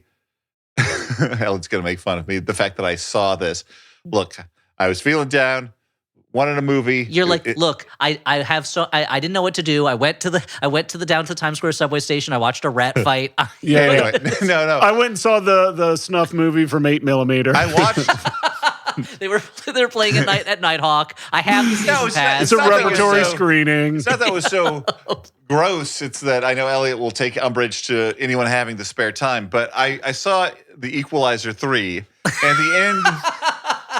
No, Dan, that's one of the essentials. You got to see it. Yeah. At the end of this film, it answers all the questions that The Equalizer 2 left unanswered. Yeah. Fucking Mr. Equalizer, Denzel, is doing these, like, it is shot and staged like a slasher movie where he is the killer hunting down these goons. And I'm like, great. I have lost any sympathy with The Equalizer at this point. This feels grim and ugly. When it gets too easy for the good guy to kill the bad guys, then they become the bad guy. And then if it's done well, then the audience does feel that, is deliberately feeling uncomfortable because it's like, you wanted this, you're getting it now. It's not pleasant. But while I was watching this, I'm like, I love the movie The Raid Redemption. What is different between that movie and this one? And the difference is that it is hard for those guys to get through that building. Like, they are constantly in trouble. Yes. It's really difficult. That is a very accurate description of the movie, The Raid. And when they're fighting, and when it's two guys against, time getting through a building. They do. It's getting from floor. Some days it's just as hard to get from the second floor to the third floor. When it's 2 guys versus 1 guy in a fight, that 1 guy is a maniac and amazing. And that's why it takes like 2 guys to do it. Like, I get no thrill out of seeing a super skilled assassin hero taking out guys who, the bad guys, they barely get a shot off in the last couple scenes in this movie. They're just standing there with guns in their hands, not firing as the good guys take them down. And it makes me, it's not fun, you know. But if they were like, this is really difficult, and then they had to meet the challenge, I'd be like, oh, this is a fun movie. It takes a very it takes a certain amount of skill and work to make an ultimate badass character interesting. Yeah. See the Lone Wolf and Cub stories, for instance. Or like Wolverine. Like, Wolverine at his worst is a character who's just so good at everything that he just mows through thousands of guys. At his best, he is a guy who is only capable of winning because he can absorb more pain than anybody else. And it's not that he's invulnerable. It's just that or maybe he's invulnerable, but it still hurts, you know, and he looks worn out. It's hard for him. Like, when a hero has to push themselves, it's cool. When a hero is just kind of sliding by, like Agent Argylle does, Agent Argylle has more of a hard time than Agent Ellie does at this point. Yeah. It's like, or Agent Argylle, I should say. Anyway, we don't need to keep belaboring the point. The point is, they get to the server room. They're going to upload this damn file finally. Ritter walks in. He's about to shoot them with his old-fashioned shotgun. But who steps in, the true hero of the story, I guess, Alfie the cat, to claw the shit out of his face. and before that, Ritter was like, you can't use this computer. There's a retinal scanner. It only works on my eyes. And then Alfie jumps at him, and Agent Wild is like, oh, I better kill him before your cat destroys his eyes, because we're going to need it. He shoots Agent Ritter, and he's like, oh, it's too bad. His eyes are pretty messed up. And I'm like, okay, so in this fun action movie, the villain's eyes have been clawed out by a cat. Mm-hmm. I kind of respect it. It's a little fun. It's a little like. I mean, honestly, it works I could use a little more edge in this movie. Yeah, it works in Event Horizon. It's like got a bunch of killing, well, but Event Horizon, Stuart is a horror movie, and that's a hugely freighted moment when he rips his own eyes out. It's not a laugh line when he does that. Yeah. Anyway, but it reminds me a little bit of that scene that I didn't like so much in Quantumania when MODOK dies, and they're like, "Oof, weird day today, huh?" And it's like, well, you just saw someone you know die. Like, this is, even if you don't like him, take a moment. Anyway, they're like, okay, luckily there's another computer on this in this place that we can go use to upload this file. They go up on the deck of what turns out to be a giant oil tanker. That's where they've been all this time. And maybe it's because we watched Waterworld earlier this year, but I was not surprised or excited by the idea of them being on a giant oil tanker. Like, okay. It explains why there's all that fucking oil. Oh, it yeah, does explain all that oil. Does explain the Oh. oil. No, that's because it's an intricate puzzle box. Every piece fits just so. Couldn't have just been because they needed oil for some reason for all this machinery that's around. No, couldn't be. They're on an oil tanker. While the file is uploading to Alfie, Catherine O'Hara turns. She has a music box, and the music triggers Ellie's brainwashing, and she commands Ellie to kill Aiden. They fist fight for a while, and they're like pressing the button that pauses and unpauses the file transfer. Because that's how file transfers work, right? Is you just hit pause, and when you hit unpause, it just goes right back to where it started. I don't That's know. Not my I'm experience pretty with bad Google with that Drive, shit. But Yeah, anyway. I'm pretty bad with all that stuff. And I'm you like, have why is it not working? And every that then you cut to Alfie and his man cave going, ooh, it stopped. They're fighting, and finally Aiden is like, Ellie, I'm not going to fight you anymore. I know you're still in there. I'm going to do, or Rachel or whatever. You're going to do the right thing. She knocks him down. She's about to stomp on his skull as he taught her to do. And we, for some reason, it feels like we need the movie feels the need to flash back to moments of their relationship and the moment when he taught her how to stomp skulls. It's like, yeah, I remember I was watching this damn movie. I mean, it's a long movie. It's not that long that I'm forgetting things that happened. This really bugs me because he stops fighting. He's like, I know, like you said, I know you're really in there. I'm not going to fight you. I don't want to hurt you. Like the that's only a way big to part of it. unleash you before was to fight you. Now the only way to cure you is to not fight you. Yes. Symmetry. The only Fearful reason symmetry. to do that would be is if she overcomes her programming, but she doesn't. The only reason that she survives or he survives is what's her face comes in, Kira. And like smashes bonks her on the head. A masked figure, a figure. Dan, you're revealing a twist. A masked figure hits Catherine O'Hara over the head with a wrench, probably fracturing her skull, killing her. And the music box stops, and she snaps out of it. Oh no! And then that masked figure, you guessed it, is Kira. But who reveals that she's the anonymous fan who sent the vascular Carter plot because that's what happened to her in Greece. We could have gotten to this after I was done with what I was saying. But what were you saying, Dan? Yeah. No, I'm just saying that narratively, why go down this road? Because Sam Rockwell stops fighting and I'm like, no, go down and get Catherine O'Hara, get the thing. Like he says he's going to do it earlier, but then he's just like, you know what? I'm just going to stand here and let you beat me up.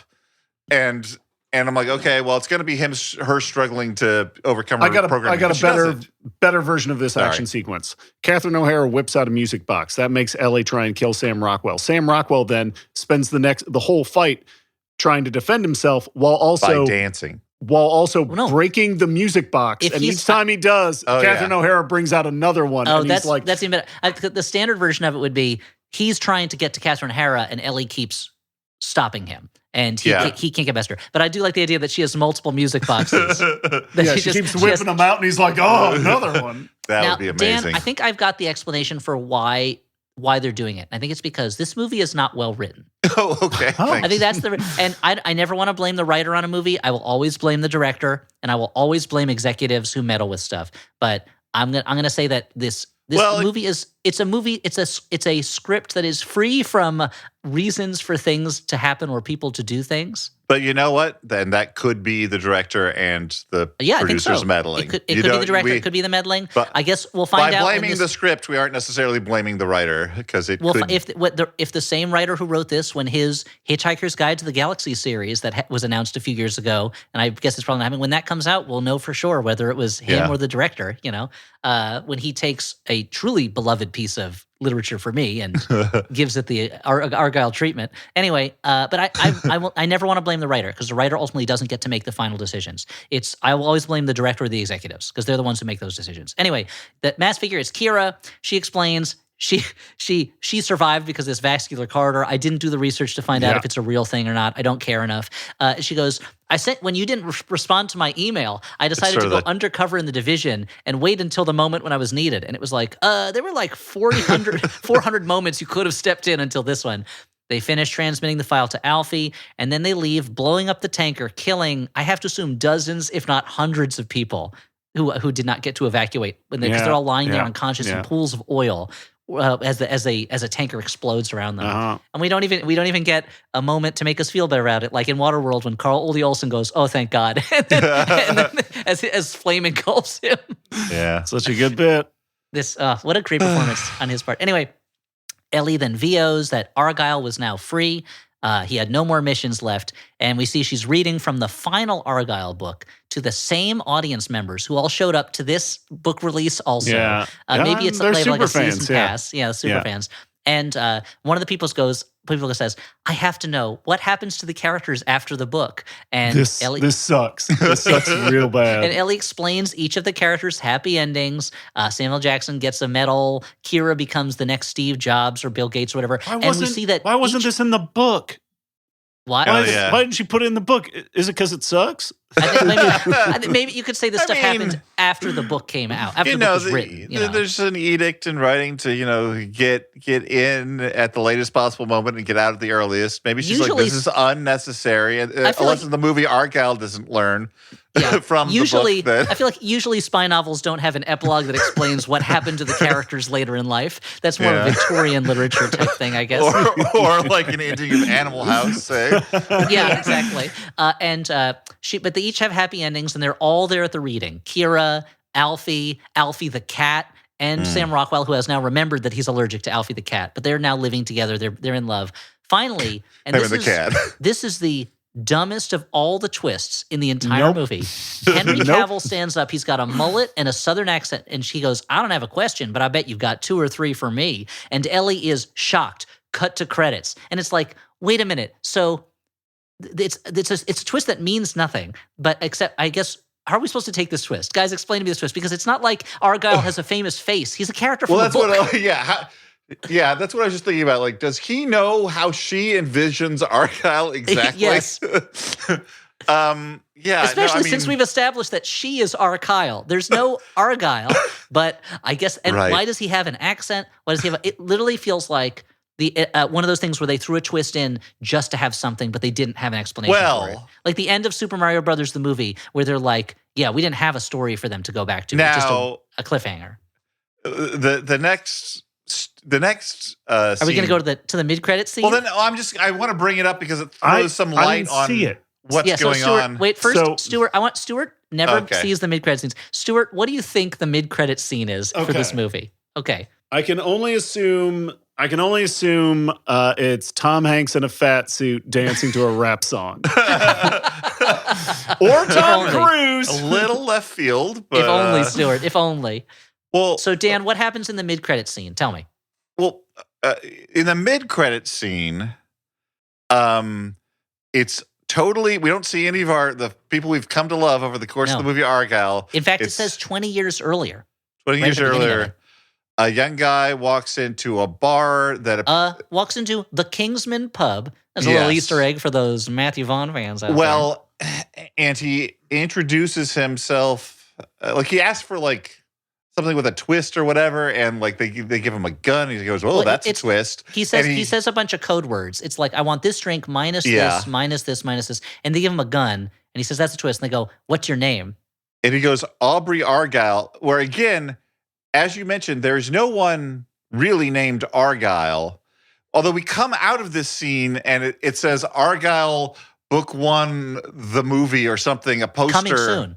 Coming soon. So it's like, I guess this is the movie version of the book series within the universe, and it's tied to the Kingsman somehow. And this is what I was going to say before with the ending of the thing, where it's clearly setting something up. And Matthew Vaughn apparently had this idea like, oh, I'm going to have these 3 separate kind of like worlds of espionage, and eventually they're going to coalesce into sort of a Matthew Vaughn cinematic espionage universe. I love the look on Stuart's face as Dan is saying it's just lips snarled in disgust. The fact that Argylle was greeted as Argylle was, of course, we're not going to see the fruition of whatever the fuck all this is about. No. So it just lives on as total gibberish nonsense to confuse at the end of a movie. Yes, and I have one comment and 2 questions. And my comment is, wow, this is like we're at the Argylle book event.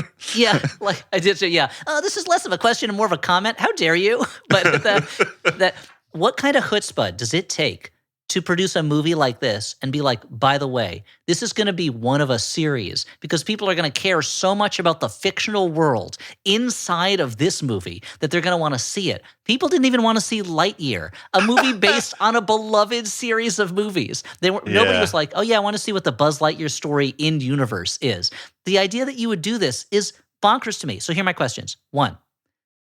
Are we ever going to see any of these movies? And how do you feel about that? And 2, knowing that we will probably never see these movies, what is your explanation for this? How do you think it would play out, this ending where a Southern Henry Cavill shows up looking like her mind's eye imagining of the Argylle character? So I can only presume that this is part of some other memory that she has, and she has transposed his face onto, like, that's the only thing that makes any sense to me. But how would he know that? It's a good question. He knows that she used to know him, but I don't know why he would introduce himself necessarily that way, because like he doesn't know that she's recovered the memories of him. So also, it feels like a weird thing to do. Like, why do it at a book launch? Yes, why do it at a book event? Why not? But that we know already that she has reimagined Sam Rockwell as John Cena in her memory in her imaginings of this book. So is it so now? But we're supposed to believe that her description of Argylle is letter perfect to what the actual guy looks like. Well, he's got different hair. He's a different bad hair. He looks more Australian. He does have different hair. The hair on the back of his head is different. That's true. That is a big change. But Stuart, how do you feel? Do you think we're going to get these Argylle movies? And how do you feel about? No, we're not. We're not going to get them. Wasn't it one of the Kingsman movies where the like post credit scene has who's the Russian wizard guy? Rasputin. Yeah, Rasputin shows. Rasputin's like introduces Hitler in like a Thanos type moment. Like, that's right. It's a flashback though. It's not, and it's like, yeah, Rasputin's like, we figured out the guy who's going to do all this stuff, and he's like, hello, my name is Adolf Wink, and it's like, kill that guy when he was a baby. What are you doing? Then guitars squeal. You file and then he plays a song. My name's Adolf. Listen to me. Like it's like that's basically Listomania, isn't it? Where they're like rock and roll Nazis at the end. Yeah. I mean, rock and roll Nazis. You were talking about hammers earlier. That's another situation with hammers where that's for sure. Look, don't blame the hammer, blame the hand. This is I feel like I can almost understand when a DC movie ends with a mid-credit scene, and you're like, they're probably not going to pay this off, but I get it. These are pre-existing characters that they have some reason for assuming people will want to see. When new characters that are made up for this movie are then teased at the end as if the audience is going to be like, what? We're finally going to get the Argylle story? Like, what reaction are you hoping to get from the audience? Like, I don't understand. Actually, when was the last time a movie went that all in on completely brand new characters that have no pre-existing backstory, and they just assumed people would love it, and it actually worked? And it's not based on a book or anything like that. Well, there's this movie Rebel Moon that we also probably. I mean, to say Rebel Moon's not based on pre-existing characters is stretching things a bit. Yeah. I mean, so obviously Star Wars, right, is a big one. Is that? But that's. Yeah. I mean, but even that's almost 50 years ago. Is there anything since then? where a movie went all in and was like, you saw these characters, they're new, and you're going to love it. And they were like, and the audience was like, yeah, it worked. It worked. I mean, and it's not based on anything. I want audience members to write in because I'm having trouble thinking of anything else. That's partly because there's so few original movies that are made now that are not based on something. So is the question like people like the act of going all Indiana in Jones, and assuming this, or the fact that, or when, are you asking when it's actually successful?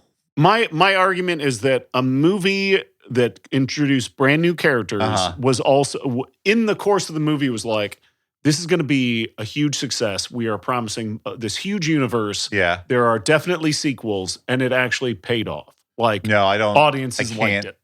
Think of something like that. That's true, because even like Star Wars and Indiana Jones, it's not like they said, we'll be back in. You know, they used to say James Bond will return, but like James Bond was already a successful series of novels, you know.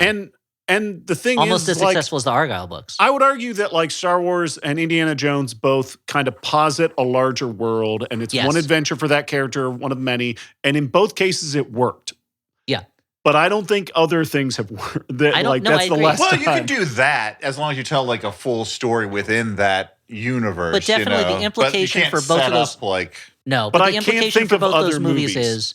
is this. Yeah, this is one adventure of a larger that there could be a series of. You know, because I think because they're both wearing their influences from the serials of old on them, I guess. But yet, when the last time I've seen a movie that was a new movie with original characters, and Back to the Future, how it ended on a cliffhanger that said to be continued at the end. Right. Yeah. But that wasn't even intended on happening. Like they just like, they're like, okay, well, let's do it. But like they kind of did that as a joke originally. You know, But that's how I understand it. I mean, Dan, it may have started as a joke, but it sure didn't end as one. Back to the Future is one of the most beloved franchises in Hollywood history. Join me, won't you, as we look at Back to the Future in all its forms, from the movies to the cartoon show to the comic books to that's it. To the Broadway show? To the Broadway show? That's right. That I saw because we got discount That's right. tickets. I forgot it was a Broadway show. Really? 88 gigawatts. That's what we need. 88 gigawatts. Give him some speed. How's, what's his name? Roger Bart? Yeah, Roger Bart is the main thing that makes that show watchable. I would say that the songs are all various degrees of awful and not, they don't do anything to advance the story. The only good songs are the songs that they steal from Huey Lewis to stick in there. Are there songs like... Did they steal them or did they pay him a licensing fee to use them? I would assume. I told Elliot this actually while we were on Huey, tour. if you're listening, if they stole those songs, you can sue them. You can be Huey Lewis and the Sues. The funny thing... I used this metaphor before. I was talking to Elliot about this on tour, so I apologize, but no one else has heard it before. Yeah, you don't even apologize to me. I'll hear it again. I don't remember it that well. This is a conversation we had in an airport. Another fucking straw man sitch. No, it's just... I better get out there in case anyone overheard me say this to Elliot in an airport in, we were in Portland at the time, I think? And because then they might get mad that I'm reusing material. Yeah.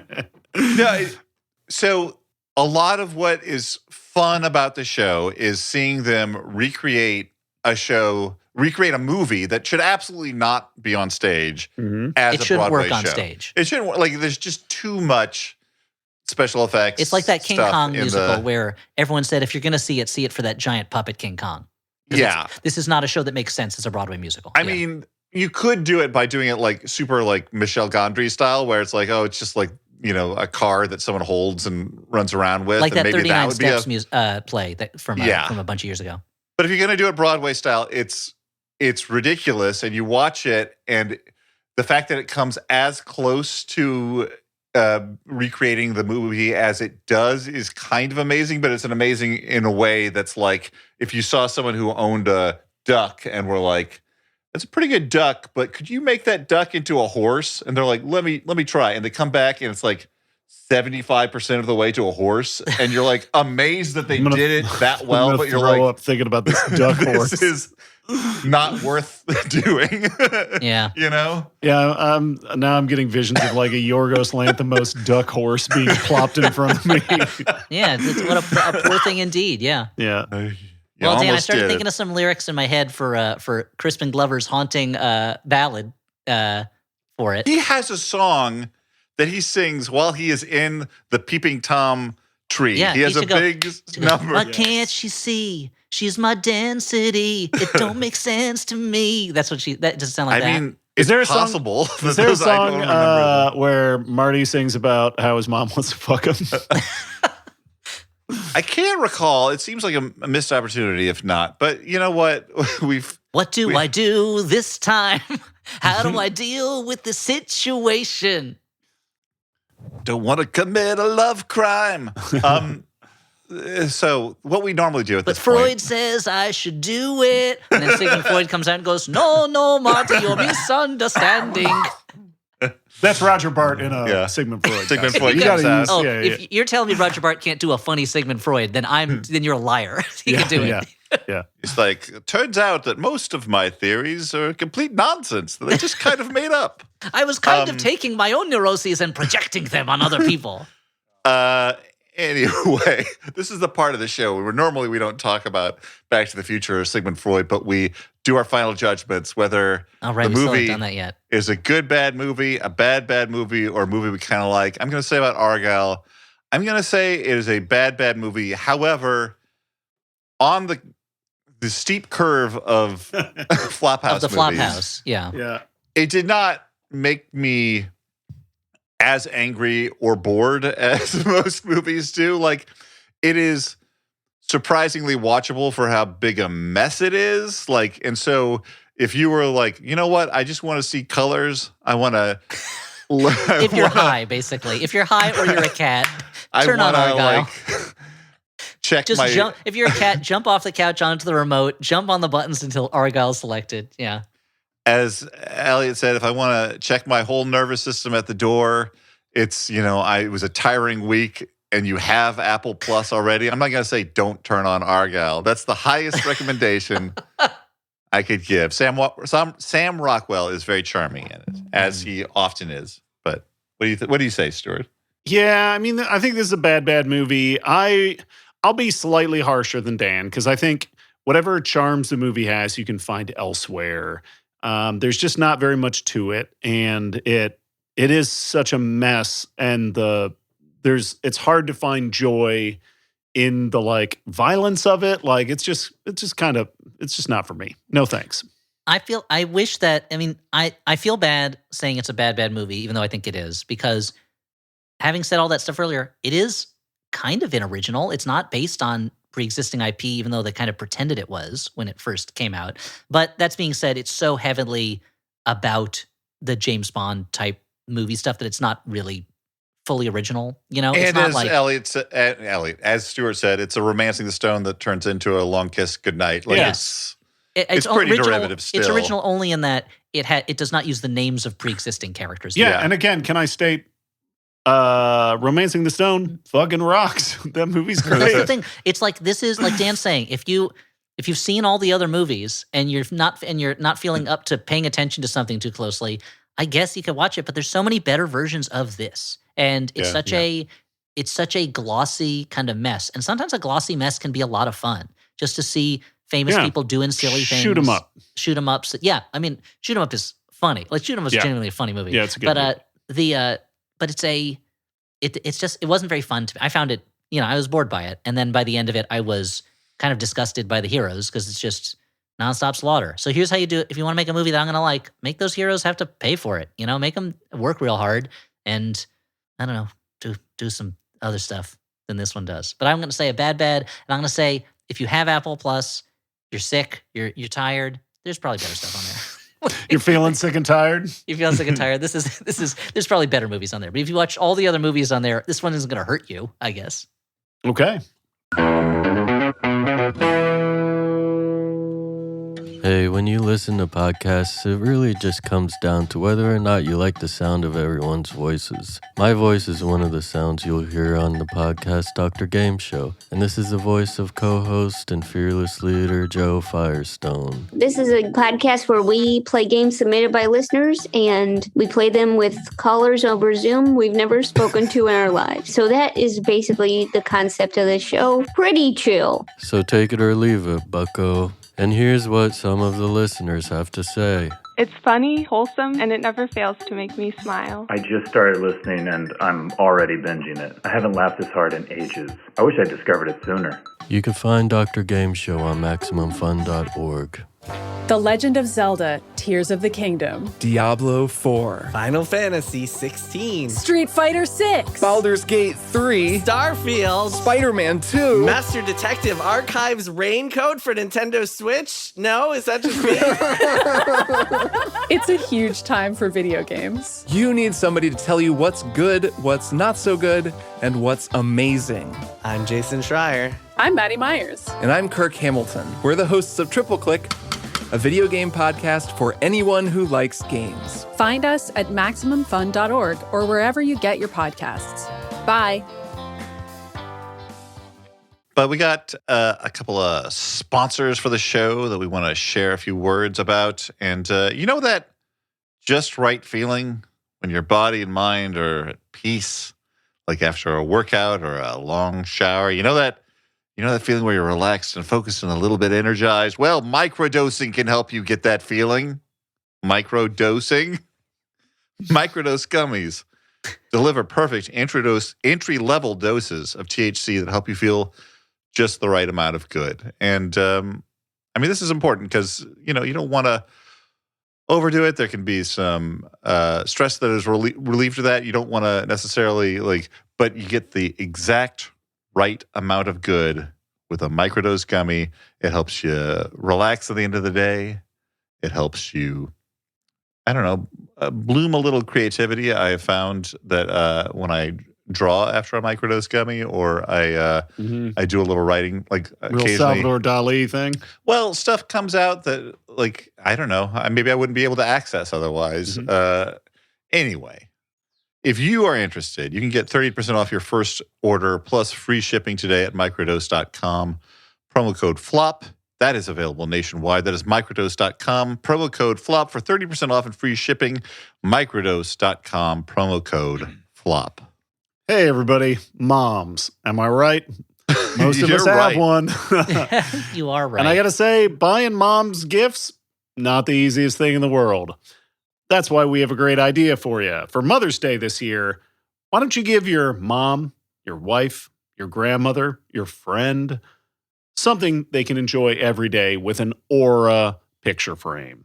Now, one of the great things about an Aura frame is they're a digital picture frame where you can preload images and you can manage those images using an app, which is very easy. It's a great gift for anyone, but particularly for Mother's Day, it's a great opportunity to show someone you care about a way to remember you, them, whatever they want to remember. Right now, Aura has a great deal for Mother's Day. Listeners can save on the perfect gift by visiting auraframes.com to get $30 off plus free shipping on their best-selling frame. That's AURA frames.com and use code FLOP at checkout to save. T's and C's apply. Are those terms and conditions? Yep. Is that the cool way that you say terms and conditions? That's cool way to do it. That's how they say it in Australia. We got some live show stuff coming up. We're very excited about. If you're listening to this episode today, April 27th, the day it gets released, then, as I mentioned earlier, this is the day we're premiering our latest streaming video show, The Flophouse Sync Speed 2. It operates like our Battlefield Earth show from last year, I think it was. Was that last year, guys? I can't remember. Time's a flat circle. Sure, yeah. Where you buy a ticket and it gets you the chance to stream the show as many times as you want, whenever you want, until May 19th, when the streaming window closes and the Flophouse Sync Speed 2 goes back in the Flophouse Vault. We'll be watching along with you tonight at 7 p.m. Eastern. We'll be live chatting in the chat box. I can't wait to see the show again. It's a really fun show. I think you really enjoy it. Just go to stagepilot.com/speed, where you can see the trailer. You can buy tickets for the show or for a Flophouse VIP experience. That's where we talk to you, not through a chat box, just directly through your computer, like a regular Max Headroom. Yeah, it stands for very in person over Zoom. Yep. Or you can buy exclusive merchandise that's only available during this streaming window. That's stagepilot.com/speed for the Flophouse Sync Speed 2, our latest, greatest, newest online streaming video event. But next month, we got another show, not on a computer. Instead, it's in the place where computers were invented, England. We'll be making our first ever British public appearance. Dan, you didn't stay for the part at the end of the invitation game where it says, today we call them computers? Yeah. He's like, now the good guys won. Time to go. I don't care what they call this now. I care what they called it then. A computer box. So we'll be making our first ever public appearance in Britain as we do 2 shows in one night in Oxford, England, as part of the St. Audio Podcast Festival. We'll be there the night of May 24th or 24th May. Might be the way they say it there. I can never figure it out. We're doing 2 shows at 7 p.m. We're talking The Avengers, the Uma Thurman, Ray Fiennes, Sean Connery movie based on the television show The Avengers. And at 9 p.m., we'll be talking the official movie of England, Spice World, which is not so easy to find. We'll actually be appearing at a screening of the movie the night before, right, guys? Yep, that's right. Also in Oxford. Yes, also in Oxford. But if you can only come to one of those things, come to see us on the 24th when we talk about it. Yeah. We're doing all new shows, all new presentations, all new jokes, all new questions from the audience, which will be said in a new accent for us, because you were used to answering questions from people with American accents. If you're anywhere within traveling distance of Oxford, England, take advantage of this opportunity, because I don't know when we'll get the chance to perform in the UK again. After the things we say, oh boy, we'll be banned from Britain. Oh, man. So for tickets, run out like Benny Hill. For tickets and more information, just go to flophousepodcast.com/events, then scroll down to the Oxford, England entry and click on where it says more info. As I've said in previous episodes, don't click on where it says get tickets. That just takes you back to the events page. Yeah. Go to more info, and that will take you to the real links to the ticket pages for those shows. Speaking of which, thank you for the deluge of offers to be our webmaster. I'm going to sift through them and get back to some people. Thank you. Great. So that's the Flophouse in Oxford, England, May 24th at 7 p.m. and 9 p.m. 2 different shows. And guess what, guys? Guess what? What? We've got a different show coming up in a different England. That's right. Sorry, Old England. We're also doing a show in New England. We're going to Boston, everybody. On July 26th, we'll be in Boston, Massachusetts at WBUR City Space, courtesy of WBUR Radio. We're going to be live there. It's Friday, July 26th. We don't know what movie we're covering yet, but I guarantee you it's going to be a bad one. It'll be a movie. It'll be a movie. It'll be bad. We'll talk about it. We haven't been to Boston in years. We're excited to be back in Beantown and dig into those famous Beantown beans. The last time we were in Boston was when we talked about Battle Angel Alita, right? And we learned about Dan's need for backstory. Well, we did two movies. Backstory Angel Alita. We did Battle Angel Alita, and we think we did Godzilla, King of the Monsters. And Stuart did a presentation that almost murdered me by how much I was laughing. Yeah. It was so good. So if you and Godzilla, King of the Monsters, also I think the climax happened in Boston, right? Did it? I think so. Yeah. Did it? Oh. I know. Maybe. Yeah, we talked about it on the episode. Hometown hero. Well, we're not doing Godzilla. We're not doing Godzilla King of the Monsters. We did it already. We're doing a different movie. He's not going back there? Okay. So for tickets. He's going to go back there someday, Elliot. He will. There's not an entry as I'm recording this yet on the Flophouse events page because it's that new. For tickets, you can either go to wbur.org/events/931-089/the-flop-house-live. To be honest, it might be easier just Google the Flophouse and WBUR. It'll get you right there. You know what? This shows how little faith Elliot has in me actually doing this. He has already told me to put this on the events page. I said I was putting it in my reminders. Theoretically, this does exist on the Flophouse page. But Dan, may I quote you? You did say you needed a reminder to check your reminder. That's true. So you don't have to be crazy to work here, but it helps. So go to flophousepodcast.com/events. And if it's not there, just Google the Flophouse and WBUR, because that's where we'll be at WBUR City Space. So that's 3 great things. From April 27th to May 19th, you can go to stagepilot.com/speed to see our Speed 2 show. If you're in Oxford on May 24th, see us in Oxford at the St. Audio Podcast Festival. And if you're in Boston on July 26th, come see us at WBUR City Space. It's a good amount of Flophouse. That's, there's a lot of Flophouse in the world that you can see in person or through your computer. Very exciting. We're in the golden age of the Flophouse. Yeah, let's say that. Just like the Golden Girls are in their golden age, right? Yeah, exactly. Just like Gold's Gym is the golden age of exercise. Oh, right. Hey, howdy, partners. We get letters here. Oh, Cowboy Dan is back. Oh, we got the letters roundup. Well, I lassoed me some letters.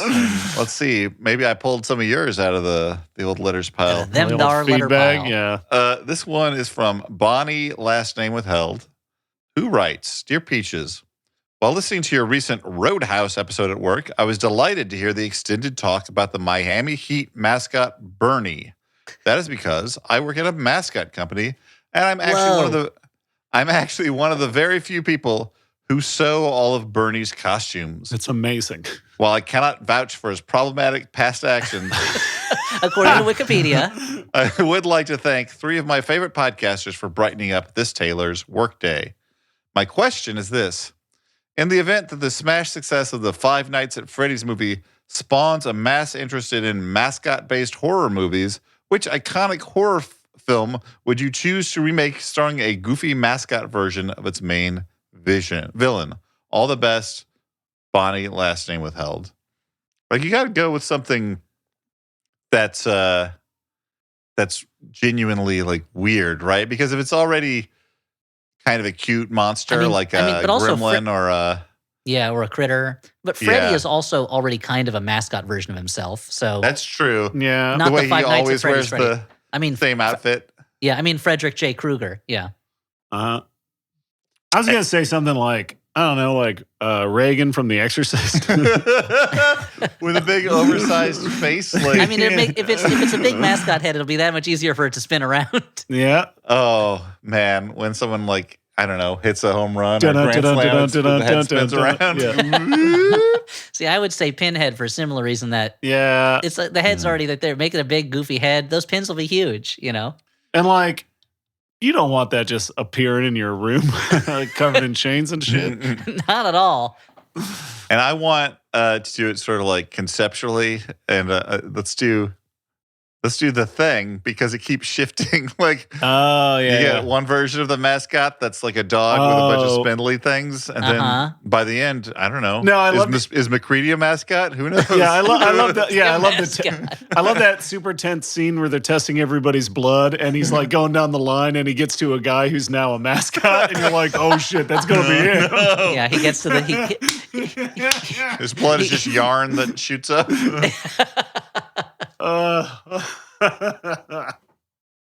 What a good scene. Yeah, great. This one. Do you guys remember when Mrs. Met joined our Antarctic research team? She always here. This is from Philip, last name redacted, from North Kakalaki. Okay. Which I read just because I like saying North Kakalaki. Sure, who wouldn't?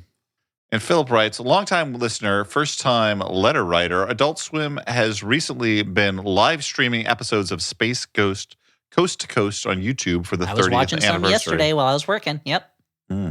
It's been the perfect second screen work-from-home show. Mm-hmm. Well. Did I write this letter? I don't know. Watching the classic 60s Hanna-Barbera characters slowly turn from late-night show spoof to some classic surrealist comedy nonsense. My question is, if you were given free reign over a forgotten property from yesteryear, how would you put your personal spin on it?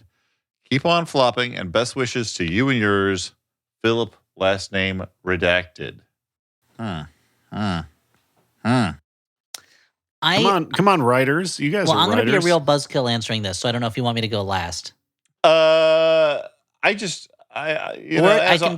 be a buzzkill and then you can go next and be a hero. Yeah. Let's do it that way. I'm going to say, Philip.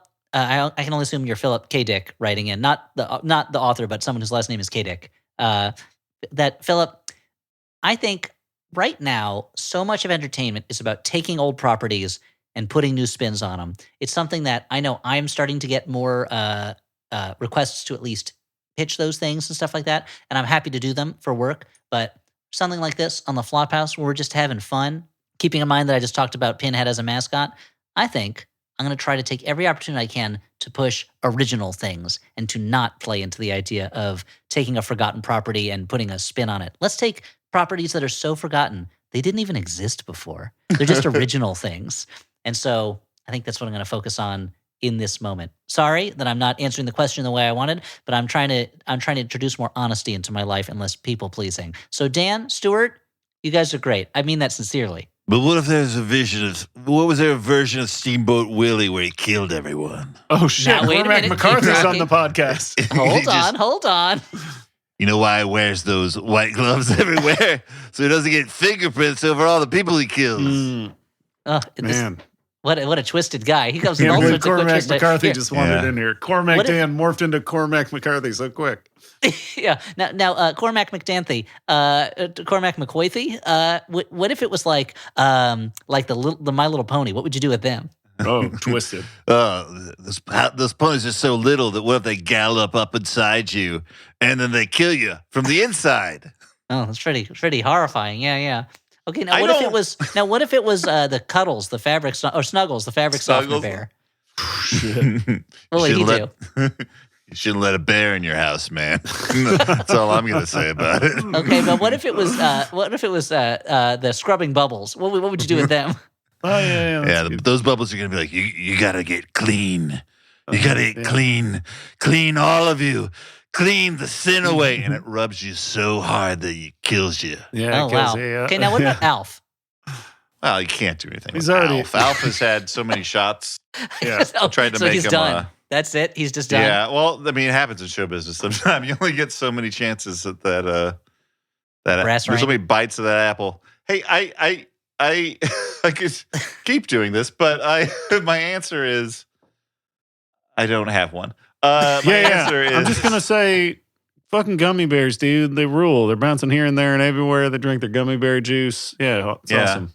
Magic and mystery is part of their history. Put me in charge. We'll find out. Along with the secret of gummy berry juice. Yeah, we're That's gonna also find out part all of their their history. secrets. Gummy Bears fits into that classic category in my mind of shows that I watched regularly all the time and remember no episodes. Exactly. Yep.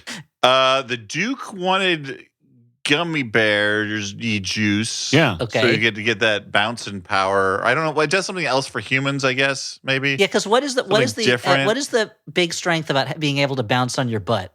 Is that worth taking a magic juice You for? bounce on people. Yeah, I would imagine there's like another thing. It's similar to like how Sauron wants his ring back, and you're like, what, so he can be invisible? And it's like, no, I guess it does something else for him. Yeah. Yeah. Something else for him. No, that was I mean, as a child, having read The Hobbit, but not knowing Lord of the Rings, when I like learned about Lord of the Rings, that was like the big problem I had with it. Where I'm like, wait, this is the ring of power. This is like the most powerful, like, but it makes you invisible. Like that's what else does it do? Like, you realize this was just part of Gollum's junk that he just kept in his cave? What do you mean? It's the most powerful thing. I don't have a good answer. I think you were like, isn't the most powerful thing friendship? Honestly, if it's a forgotten piece of media, unless it was a shitty one, let's just do it straight the first time. Let's do it normal rather than reimagining it. So sorry, Philip, that we took the. Hey, there's some juice out of ideas that in one. there. Most Sorry of them came about from Dirty Dan, but you know, Dirty D. McSee. Dirty D. McSee had some interesting thoughts. Let's recommend movies that we think that people, your time may be better served than watching Argylle, no matter what I may have said about turning off your brain.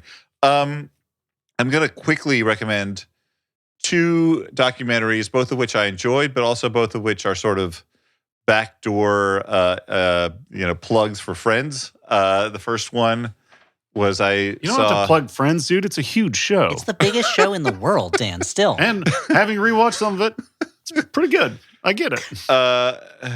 Good point. The first one was called The Pallbearer. And it's like, Dan, that's not a documentary about David Schwimmer. That's just a movie that he's in. I saw a screening of I'm George Lucas, a Connor Ratliff story, which, of course, one of the people in the George Lucas talk show is Griffin Newman, our pal from over at Blank Check, who guested on our recent Garbage Pail Kids live show that will show up in the feed at some point. Who knows? But I enjoyed this documentary for its own merits. Like, I think it's interesting on its own. It's about Connor Ratliff, the guy who does George Lucas and the George Lucas talk show, and sort of, his experience as an actor and someone doing this weird, like, niche show that's only ever going to get so big, kind of by its nature. But I have to admit that a lot of it was just sort of personal interest too for me, where I'm like, okay, well, this is a movie that's made up of like a bunch of people I have met over the years and hear a bunch of comedy stages that I have performed on at different times. And I think that part of what's interesting about that, maybe for someone who is not me specifically, is like it is a very specific snapshot of a type of independent New York comedy show and what it's like to, like our show is not as complex as what the George Lucas talk show has become by any means, but it is sort of a similar vibe of what it's like to put on this sort of DIY, cheap to produce show that you can move from theater to theater. And if you're interested in comedy or seeing like a scene at a specific time, it's a lot of fun. And I also wanted to recommend, it's on the Criterion channel right now. I watched Turn Every Page, The Adventures of Robert Caro and Robert Gottlieb. Twist, this is a backdoor plug for Elliot and his side project over at 99% Invisible doing the Power Broker read. They just talked to Alexandria Ocasio-Cortez on the most recent episode, and it was really fun hearing her speak. But it's about the movie is about Robert Caro's relationship with his editor Robert Gottlieb, who is also a towering figure. He edited so many huge books and was the editor of the New Yorker. And it's interesting to see their working relationship, although you're kind of shielded. They're both very private. They don't want to actually let you in too much on the working relationship, but there's a lot about how committed these two people are at really caring about the work they do and what it is to work with an editor who's simpatico with what you're trying to do, even though they also argue incessantly about everything. The filmmaking, I think, was a little more boring to me than the actual people being highlighted, but they're both, Gottlieb has passed, but they're like treasures of people who are interesting to watch. So those are my two recommendations. I guess I'm going to recommend another comedy. No, I'm just joking. I'm going to recommend The Zone of Interest, a harrowing story of the... Stuart, after that intro, I'm not sure what's sincere or what's not sincere. I know. Yeah, I'm going to recommend The Zone of Interest, a movie that has received a fair amount of notoriety, that also won an Academy Award. Won the Academy Award for Best Foreign Language Film. Directed by Jonathan Glazer. It is a story about the kind of the mundanity of evil following the family of a commandant who runs Auschwitz. And it is a presentation of a Holocaust story that is uses the horror of it as more of a kind of a backdrop. And it is a very well-crafted movie, and the sound design is really fascinating. The way it allows the horrors of the camp to kind of seep into this seemingly normal everyday life, and it keeps it from being just like a bulldozer of a blunt emotional instrument. But I thought it was really well done and really affecting, and a well-made movie that is very sad and gross at the same time. I'm going to recommend a movie that is almost the exact opposite of that, I think, which is I was thinking about The Gold Diggers of 1933. Oh, if only. The Argylle is trying to be like a goofy action comedy, right? And I was like, okay, well, what's kind of the goofiest action comedy that I can think of that still manages to have a lot of funny jokes, but also has a lot of good action scenes, but is itself also a mess.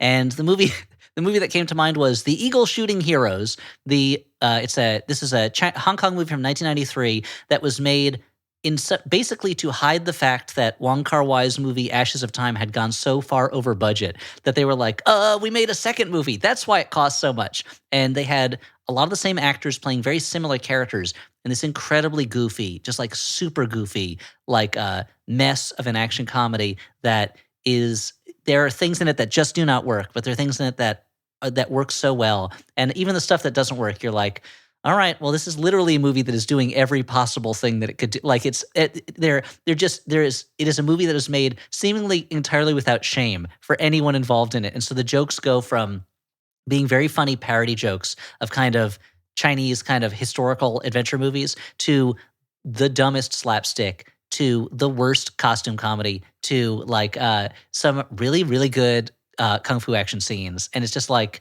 it's a real messy platter of a movie, but I enjoyed watching it quite a bit. And it did for me what I think Argylle was trying to do, but failed to do for me. And that sounds like a lot of fun. And actually, that reminds me of a movie that is going to be the focus of next week's mini, where we talk about Larry Cohen's The Ambulance, which has a similar sort of like a reckless need to entertain. Yes, yeah, that's the Eagle Shooting Heroes is very much like that, where it's like it feels like you're watching a group of children just being like, "What about this? What about this? What about this? What about this? What about this? Do you like this? What about this?" And by the end of it, it's not a long movie, but you are like exhausted by the end of it. But even if you just watch the first, 30 minutes, it's fun. So that's my recommendation for this week. Oh, great. Hey, here's something that I should say more often. You can find the Flophouse a lot of places now that are not the website formerly known as Twitter, which is increasingly unpleasant to be on. You can find us on Mastodon, on Blue Sky. There's a Threads for us. There's an Instagram. This is a perfect chance for us to plug the brand new Discord. Yeah, a fan-started Discord. Do you want to read what? Yeah, it's really great. The Discord is the Flophouse Podcast. If you are a friend of the Flophouse, hey, isn't this podcast great? I'll bet you want to talk about it all the time. So why don't you join the new Discord over at over on Discord, the Flophouse Podcast. You can share your thoughts on your favorite bad movies, show bits, even your latest happenings with our super friendly community. The only thing that needs to be added is you. They also do movie watch-alongs. I think they recently did one on a Neil Breen movie, specifically Cade the Tortured Crossing, which I believe was received multiple thumbs up from us here at the Flophouse. So why don't you go grab a chicken leg, a beer, or your sore knee and join us here at the Discord. Just look up, it's the Flophouse Podcast Discord. Why don't you go check it out? Yeah. And, as long as we're saying this, of course, we got to shout out the original group on Facebook, still going strong. There's a lot of people who hang out there. And we have a YouTube channel that has various videos, mostly sort of the shorter videos that we post on Instagram and such, but there are longer videos. Like you can find the archive there were some charity live streams we did of longer shows. There's us doing the Boy Next Door screenplay reading. Why don't we do more of those, Dan? I don't know. It was pretty fun. Yeah, we should do more of those. Dan, why are you stopping us? I Why don't are you know. underselling it? You're like, I guess it was pretty fun. No, I had a ball doing that actually. But anyway, so that's all squared away, I guess. I want to say thank you to Alex Smith, our producer. He makes us sound good. You can find him under the name Howell Doughty in various places, probably a lot of the same places. Thank you to Maximum Fun over at MaximumFun.org. You can check out other great podcasts. And that's it for this time. For the Flophouse, I've been Dan McCoy. Hey, I'm Stuart Wellington. I'm Elliot Kalin. Okay, bye.